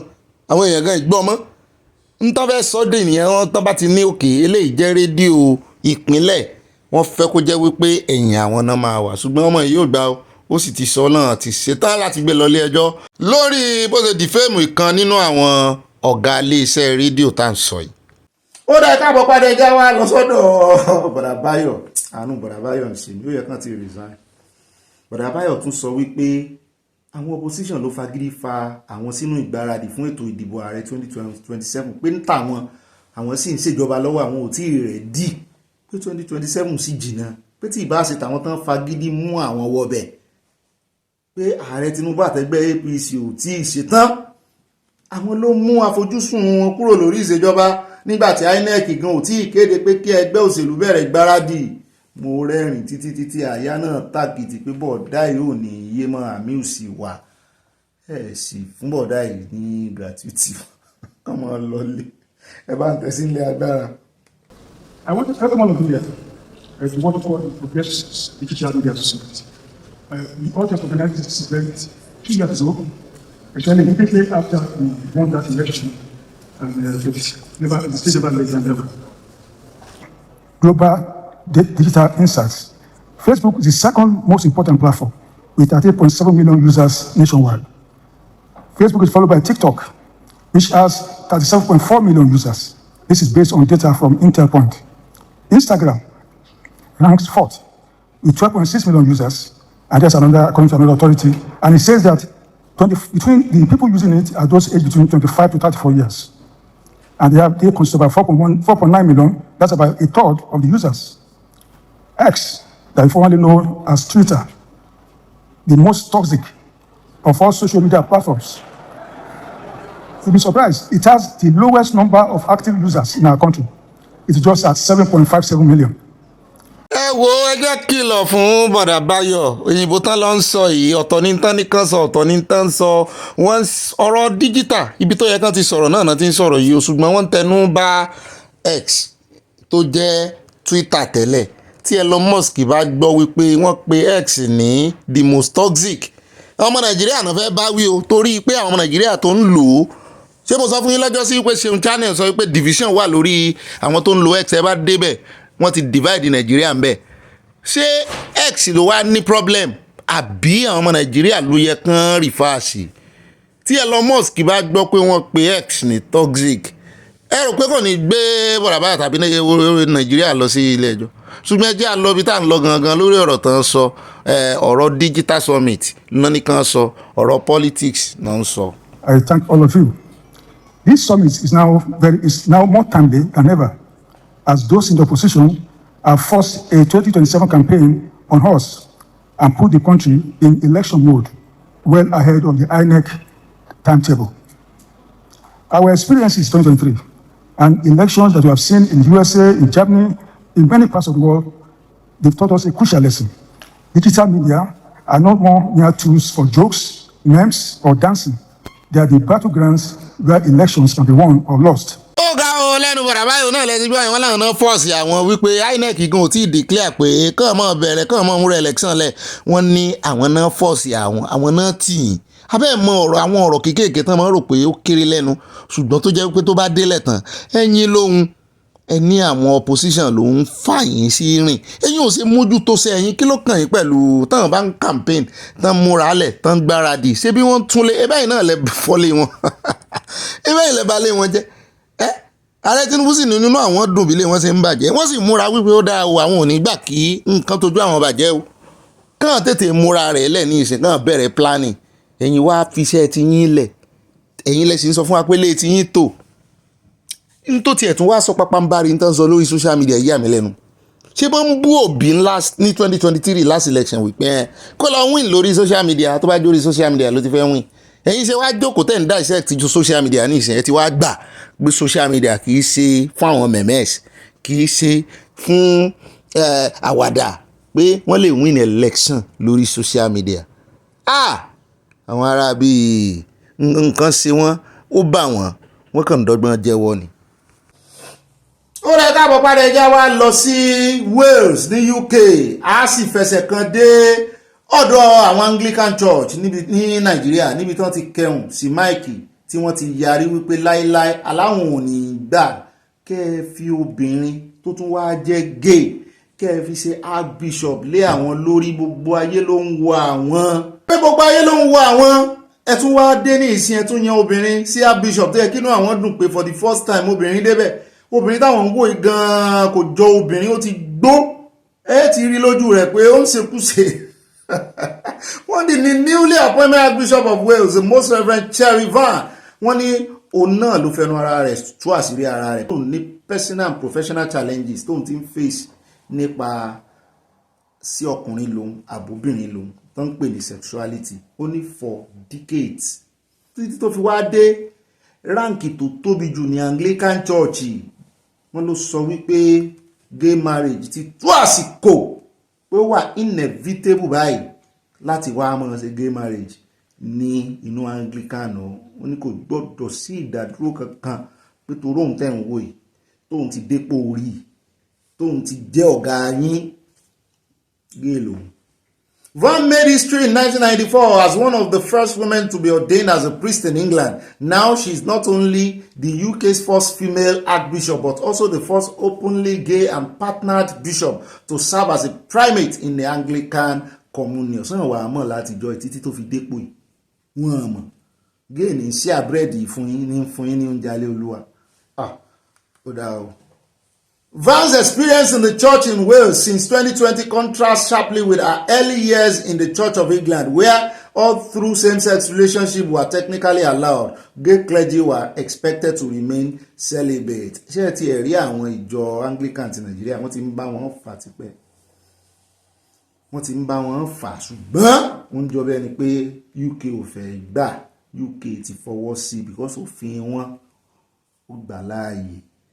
Jẹ́ kí láti ṣe lè sínú church bí gay bá ti ẹ̀rí ń ṣe àwọn kan máa sọ wọ́n ní kò sí tó bàjẹ́ ńbẹ̀ kò sí yàtọ̀ ṣùgbọ́n tó wà nù bíbélì bẹ́ẹ̀ bí ó bá ti ẹ̀ gé kúrè gé búrẹ́dì síta ṣùgbọ́n wá jẹ́nu church náà wọ́n ti wá ń di olórí ìjọ. Èmi ò yé tí wọ́n pọ̀ ń bí o ti mọ àwọn Brazilians wọ́n pọ̀ ń bí gan ṣùgbọ́n àwọn náà ìkọjá àyè wọn ìkọjá àyè wọn. Gbàsgbò sọ́nsìn fún wọn bí openly ó lè jọmọ ìtàló kó ló ṣe openly àfi tó bá lọ ìlú mi. So ọ̀pọ̀lọpọ̀ wọn náà máa ń migrate káàkiri ni èyí tó bá ń ṣe ń bí yóò migrate lọ bòmí èyí tó bá ń ṣe lọ́hùn yóò migrate. Àwọn kan náà wà ń bí o ṣùgbọ́n wọn kì í ṣe yányányányányá bí ìtàwọn kìíní tán sáfẹ́ gba gbogbo tán fẹ́ mọ́ pariwo tán fẹ́ mọ́ gba ráìtì tí ò tọ́ sí wọn nínú ṣọ́ọ̀ṣì. Ẹ sọ bí tó ti wà nínú bíbélì. Ẹ bá sáà gbọ́ ìtàn Sodom and Gomorrah nínú bíbélì. Agbọ́tàn wọn inú Old Testament ló sì wà kì í ṣe New Testament tá a bá sọ wípé so ti wà tipẹ́ tọ́lọ́run tó ti ń fìyà jẹ wọ́n. Àwọn náà ti wá wọ ṣọ́ọ̀ṣì báyìí wọ́n ti gba ṣọ́ọ̀ṣì mọ́ àwọn kìíní lọ́wọ́. Anglican Nàìjíríà sáà sí láwọn ò ní gbà wọ́n láwọn ó bá wọn fàtán ọmọ ní kàn náà kó lára wọn kan ṣe ìlú orúkọ kan dá ti hàn lẹ̀ àbí so ṣeé ṣe bẹ́ẹ̀ wọ́n ní ò ṣeé ṣe wọ́n ní ó dáa o wọ́n jọ mọ́ fà wọ́n vote ni wọ́n sì láwọn fọ́ sí openly vote. Ẹjá kó ń bẹ́ ẹjá wá lọ sí inú ìròyìn tí ó mọ̀ tẹ̀lé àní pẹ́ rárá. Ẹjá sáré dé ọ̀dọ̀ US mission Nàìjíríà tún ti fún wọn ní gbàgbọ́s mi wípé ẹ kọjá àyè yẹn ti break protocol ń pé kílẹ̀ ń dá síbọn sí run government sí. Wọ́n wá tẹnu àbùkù bá Ṣèyí Mákindé ìyẹn US mission. Nigeria government wá ń dán lóhùn pé these are two of the most financially responsible governors in the country.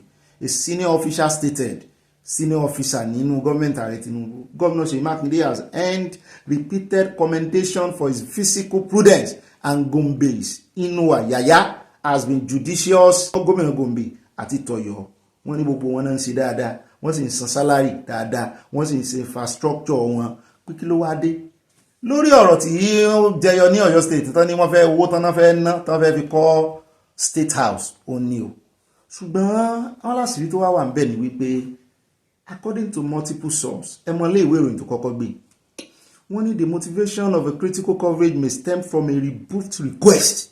They allege that the publisher of the African report wọ́n fẹ̀sùn kàn án òun gan ló kọ́kọ́ gbé ìròyìn who took over the magazine from his late father had previously lobbied the Nigeria Governors Forum to finance its Africa Roundtable event in Abidjan, Côte d'Ivoire. Wọ́n lẹ́nu tó gbé ọ̀gá iléeṣẹ́ tó gbérò yẹn ó jogún ẹ̀ lọ́wọ́ bàbá rẹ̀ wọ́n ló ti lọ sínú ẹgbẹ́ àwọn gómìnà fọ́rùmù wọn pé òun fẹ́ ṣe event kan pé kán wá sponsor àwọn èèyàn dá ló. When the governors declined, the relationship reportedly got soured, which officials believe could explain the negative press. Wọ́n ní táwọn rí tán lè fi rí wípé torí ẹ̀ ló ṣe ń ṣe agbódegbà toró gangan ló lọ ń gbèrú ló lọ ń rìpọ́ọ̀tì tí ò sí pé ṣùgbọ́n wọ́n bá rán ni níṣẹ́ ẹrú àwọn fi tọmọ jẹ ni. Wọ́n sì ní kí ní contravene Article 41(1) of the Vienna Convention of Diplomatic Relations UN. A senior diplomat said, asking to remain anonymous. It is not the role of foreign mission to interfere in domestic affairs. Yes, this is the time kí Nigeria lo opportunity láti fi wọ́n sáàyè wọn pé wọ́n lè ṣe kéèsì ẹ̀gàn. Ẹwà mọ̀ wò ẹni tó nílé iṣẹ́ ìròyìn àṣọ náà ti wá kọ́ńtrátì dé àárín àwọn gómìnà. Ẹ sì mọ̀ pé Ṣèyí Mákindé náà lẹ́nu ní fọ́rọ̀mù wọn. Ṣé ìṣòhun gan ni iṣẹ́ àmà wọn ni òkè ó dà kó ti bọ́ sọ́wọ́ ti Kwara. Wọ́n sì lọ decline àwọn sponsor sponsor wọn náà gbà ní àwọn gómìnà lọ owó tí wọ́n ń kó fún wọn kán wá fi ṣèlú kán wá mọ̀ bọ́ ṣé àpò wọn ni kán ti mú tán bá bọ̀ ṣe event l'Abidjan. Ankara yẹbẹyẹbẹ ó wà l'Abidjan. China ti gbà báyìí kò sí l'Abidjan mọ́. Abẹ́ẹ̀rí lọ́rọ̀ kan wọ́n ló yẹ kí Nàìjíríà náà kán mọ́ fi ọwọ́ gbẹ̀fẹ̀ mú omi ló dá bẹ́ẹ̀ kán rí ìnáwó ẹjọ́. Ṣùgbọ́n àwọn ọmọ Nàìjíríà kan wọ́n disagree lórí tí wọ́n ní diplomat sọ bó tẹ̀jọ́ pé ó ní kí wọ́n má sọ orúkọ ọ̀hún. Bẹ́ẹ̀ náà ni ó ṣe agbèfọ́ba fún ìjọba Nàìjíríà ní òótọ́ ọ̀rọ̀ ló sọ wípé ìjọba Nàìjíríà wọ́n lè gbéná wojú US mission torí gbogbo ohun tí USA bá fẹ́ ṣe ní Nàìjíríà látọwọ́ US mission náà ti máa gbà ṣe kó tó in fact gbogbo àwọn diplomati wọn gan abẹ́ US mission gbogbo wọn wà. Èmi ní gbogbo àwọn embassy wọn gbogbo ẹ̀ pátápátá tán bá máa sọ̀rọ̀ jáde wípé USA fẹ́ gbé nǹkan kan sí Nàìjíríà through US mission náà fi máa sọ. Ṣùgbọ́n ibi tí ọ̀rọ̀ wa dádé dúró báyìí ọmọ Nàìjíríà kan sọ wípé gbogbo àtàmọ́àtàmọ́ àwà wí tíjọba náà wáyé wípé ilé ìwé ìròyìn kan kìíní kan AR report pé ṣé ilé ìwé ìròyìn ló gbé ìròyìn jáde ni pé ebi US mission ló gbé jáde àwọn US mission tó sì gbé ìròyìn jáde ṣé wọ́n deny pa àwọn ò gbé jáde ìjọba náà gbé nú ìròyìn yẹn ṣùgbọ́n ilé ìwé ìròyìn tán fẹ̀sùn kàn yìí tán ni ó ń wá sponsor lọ́dọ̀ àwọn governors forum wọ́n ní òun gangan wọ́n lòun ló kọ́kọ́ gbé news anybody ló lè kọ́kọ́ break news kí ni ilé ìwé ìròyìn wà fún. Lọ́rọ̀ kan wọ́n ti ní kán mójú kò mẹ́ẹ̀ wọ́n ní the only thing tán lè dúró lé lórí náà ni wípé àwọn ará bíi break protocol ṣùgbọ́n káwọn máa wá àtàmọ́ wípé torí pé àwọn sponsor kìíní kan l'Abidjan tán gbé dọ́dọ̀ àwọn lọ́jọ́ sí torí ẹ̀ ni wọ́n ṣe ń ṣe lé wọn ní irọ́ ni. Wọ́n ní tí onílé bá ti ń fi àparí iṣu hàn àlejò ilé ti tó lọ ni wọ́n ní gbogbo sign yìí rí handwriting on the wall ni gbogbo òwe tí USA ń pa fún yín wọ́n ní òwe ni wọ́n ní ìmọ̀ ọ̀fẹ́ ní nǹkan kan bá yín ṣe mọ́ ni pé wọ́n fẹ́ frustrate yín wọ́n tiẹ̀ fẹ́ wọ́n fẹ́ sún fún yín wọ́n fẹ́ jìnnà rere sí yín. Lẹ́nu àná náà tún ti gbé mi jáde báyìí pé US to revoke student visas for those who skip classes programs. Gbogbo ọmọ Nàìjíríà tó lọ kàwé ńbẹ̀ tó débẹ̀ tó ní o ṣe school mọ́ àbí o fẹ́ defy àbí o tí ì fẹ́ ṣe program yìí ní ìsìn bóyá owó o lówó tó fẹ́ lọ fi ṣe tó ráhùn kan máa ń ṣe tó jẹ́ pé wọ́n ti máa fowó sàkáǹtì tí ì sí ìṣòwò rẹ o kàn fi gba visa ni bó o bá dán o ṣe fẹ́ lọ mọ́ ọ́sù fowó school fowó gbogbo ẹ̀ ní ó sì mọ́ garafẹ́ lómi tí ó bá tètè ráàyè settle down gbogbo èèyàn náà kọ́ ní ó rojú ráàyè settle down pàápàá tó wà rówó school san àwọn míì máa ń defy wọn á postpone ẹ̀ pé ó dáa ẹjẹ́ ó dọdún tí ń bọ̀ yóò lọ mọ́ sí program ẹlòmíì gan fi school lẹ̀ tí ó lóun ò lọ school mọ́ tí ó rè apply fún àtìpó tí ó rè káwó òkè wọ́n lẹ́nu tó bá ṣe bẹ́ẹ̀ wọ́n máa revoke visa first of all. wọ́n náà fẹ̀mí yín látàmọ̀ US ẹja gbọ́ lẹ́nu ẹni tó sọ bẹ́ẹ̀. If you have a situation where you have this very serious limitation as far as visa is concerned, we are talking about 3 months visa, single entry. It's as good as telling you not to come to their country. And we are talking of a country that hosts the largest population of diaspora Nigerians.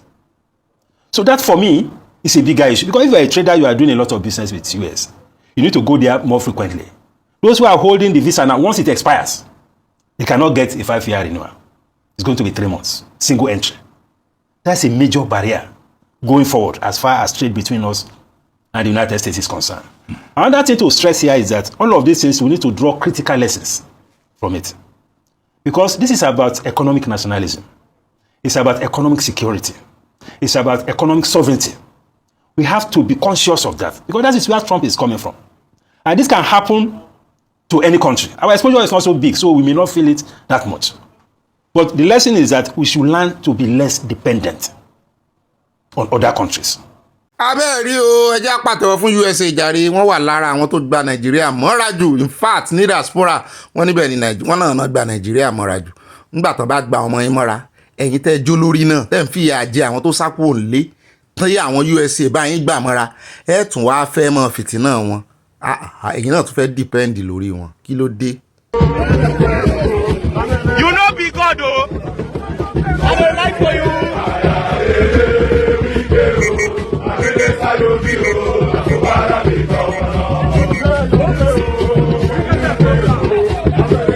Wicked and laga. Ó dá ẹja sáré fẹlẹ́ ìkún àyàbá ni àti fẹ́ parí ìròyìn ni àyà sáré mú pépà ìwá síwájú mi pé kí n kà mọ́ wípé wọ́n ní wọ́n tó ti ń fa trouble ní Rivers mo ní kí ló tún dé sí Fubara ni wọ́n ní kí ṣe Fubara o wọ́n náà ọmọ Rivers pàápàá jùlọ àwọn ex-militant wọ́n náà wà ní eléyìí ni wọ́n ní trouble wọn tó ń sùn jẹ́jẹ́ tó ń rọrùn wọ́n ní yanga federal government yanga Wike wọ́n ló ti lọ jí mo ní wàhálà so wọ́n làwọn ò ní gbà torí ẹ̀ lẹ́sẹ̀ rí tán kọrin wípé mínísítà ní ọ́ na Fubara bí gọ́vnọ̀ pé Wike mínísítà Fubara gọ́vnọ̀ orin yẹn dùn mímì díẹ̀ ṣùgbọ́n kò sáàyè púpọ̀ a sì fẹ́ waste time wa. ó náà lẹ́sìn bá yẹn o sẹ́mi ìsì ohun rẹ̀ torí ẹ̀ bó ṣe lò bẹ́ẹ̀ náà ni àti ìgbọ̀n kankan nípa ti Fubara ọjọ́ òun náà máa restate ẹ̀ àti ìgbọ̀n ṣùgbọ́n a gbọ́ wọn ní nínú election tí ń lọ lọ́wọ́ ní Rivers wọ́n ní gbogbo àwọn èèyàn Wike tó wà nínú ẹgbẹ́ PDP wọ́n ní gbogbo wọn pátápátá wọ́n náà ni wọ́n ti lọ tòlẹ̀ láti win election wọ́n wá ń wò pé àwọn APC tó wá ń jà fitafita ń kọ́ wọn ní Wike money Wike ò lè fi state ẹ̀ lẹ̀ fún APC kò lè fi ilẹ̀ fún APC ṣùgbọ́n ó fẹ́ proof kankan fáàrẹ Tinubu ni ẹ rí pa àwọn èèyàn rẹ̀ ní òun ni ṣùgbọ́n inú ẹgbẹ́ PDP náà wá ó fẹ́ fi proof stronghold ẹ̀ tó bá kó gbọ́n lé APC lọ́wọ́ gbogbo local government chairman tó bá concede ẹ̀ fún wọn ní ìsìn ẹ mọ̀ kí wọ́n jọ lájọṣepọ̀ ààrẹ Tinubu tó sí APC náà wà lọ́gá rẹ̀ wá tó bá rè concede gbogbogbò fún wọn ní ìsìn tó wọn ò sì tí kó ònà ẹgbẹ́ PDP nǹkan lè bẹ́yìn yọ wọ́n lè mọ́ ní ìdí ẹ̀ mọ́ Wike gbọ́n tí gbogbo sí àmà APC lọ wọlé tó wọn ò sì tí join bó bá join lónìí ní ìsìn àwọn tó fẹ́ campaign dóòdì wọ́n á fẹ́ wo ipò tán fẹ́ fún nínú ẹgbẹ́ yàtọ̀ sí pé wọ́n appoint as minister wọ́n á fẹ́ wo ipò tán fẹ́ fún nínú ẹgbẹ́ wíwọ́ tó ṣẹ̀dẹ̀ ṣùgbọ́n náà ó fẹ́ káwọn èèyàn ẹ̀ bẹ́ẹ̀ yóò jà fitafita kóun sì ní stronghold ní Rivers torí tọ́rọ̀ bá máa bẹ́yìn yọ yóò rí bí fallback sí òun náà ni ó sì mú ni ó rí mú yangàn wípé ààrẹ Tinubu ẹ mọ̀ wọ́rí irú eléyìí tí Fáyọ̀sé ń ṣe lẹ́kìtì nísìn tó ní òun máa mobilize àwọn èèyàn láti jẹ́ káàrẹ Tinubu win yóò easy fún weekend tiẹ̀ torí àwọn èèyàn rẹ̀ ni ó wà ní local government yóò sì sọ fún wọn gbọ́dọ̀ gbogbo yín ẹ gbọ́dọ̀ win fún APC local government fún ààrẹ Tinubu rádà so n ti ń ṣe ní ìsìn ni wípé oko ìjẹ́ ti bàbá tọmọ kó mọ́ làálà òun ṣiṣẹ́ fààrẹ Tinubu lóòótọ́ òun sì fẹ́ ṣiṣẹ́ fún 2027 ṣùgbọ́n òun fẹ́ lo platform òun ó sì tún fẹ́ remain gẹ́gẹ́ bí alágbára nínú PDP oúnjẹ méjì lábàládé ó sì ń jẹ́ ṣọ́ọ̀ṣọ́ọ̀ ó tún mú nǹkan lè ábìrì pàdé lọ́la adúpẹ́ lọ́wọ́ Ọlọ́run ó tọ́lọ́run gbé wa débẹ̀ lónìí o ire lójú owó rẹ̀ bá pín wá dénú yín ìmọ̀ràn yín náà sí kókó fún àyà láti rí nǹkan lò ọlá ò ní pẹ́ dé ntọ́lọ́run bá ti ṣe lóore ọlá ìpẹ́ dé lọ́dọ̀ wa ṣùgbọ́n ṣe rí àwọn kan ọjọ́ gùn lọ́dọ̀ wọn torí wọ́n wà ní òmìnira aago ìtètè lọ ó dàbí ẹni pé yóò mọ bára rẹ̀ kanjú yóò mọ kanjú adúpẹ́ lọ́wọ́ Ọlọ́run o káàtó aago ní sádá ọjọ́ ìtún ti lọ mọ̀ rántí pé ìwọ tó bá ń sọ bẹ́ẹ̀ Ọlọ́run fún ọ nílera ni ló fi rántí pé ọjọ́ tún ti lọ ó ga o ọjọ́ ìtún ti lọ sórẹ́ tó wà ní òmìnira ọjọ́ ìlọ lọ́dọ̀ wọn ayé bára wá sí o ọ̀la náà ni kò ní pẹ́ dé. God bless you àní mọ̀ nira o ìrọ̀rùn yóò mọ̀ bá dé ìdẹ̀ra bí olórúkọ bá mi kan bí I see you tomorrow n ò kò sí mi wẹ́rí kékeré mọ́ ọ lọ ó dàbọ̀.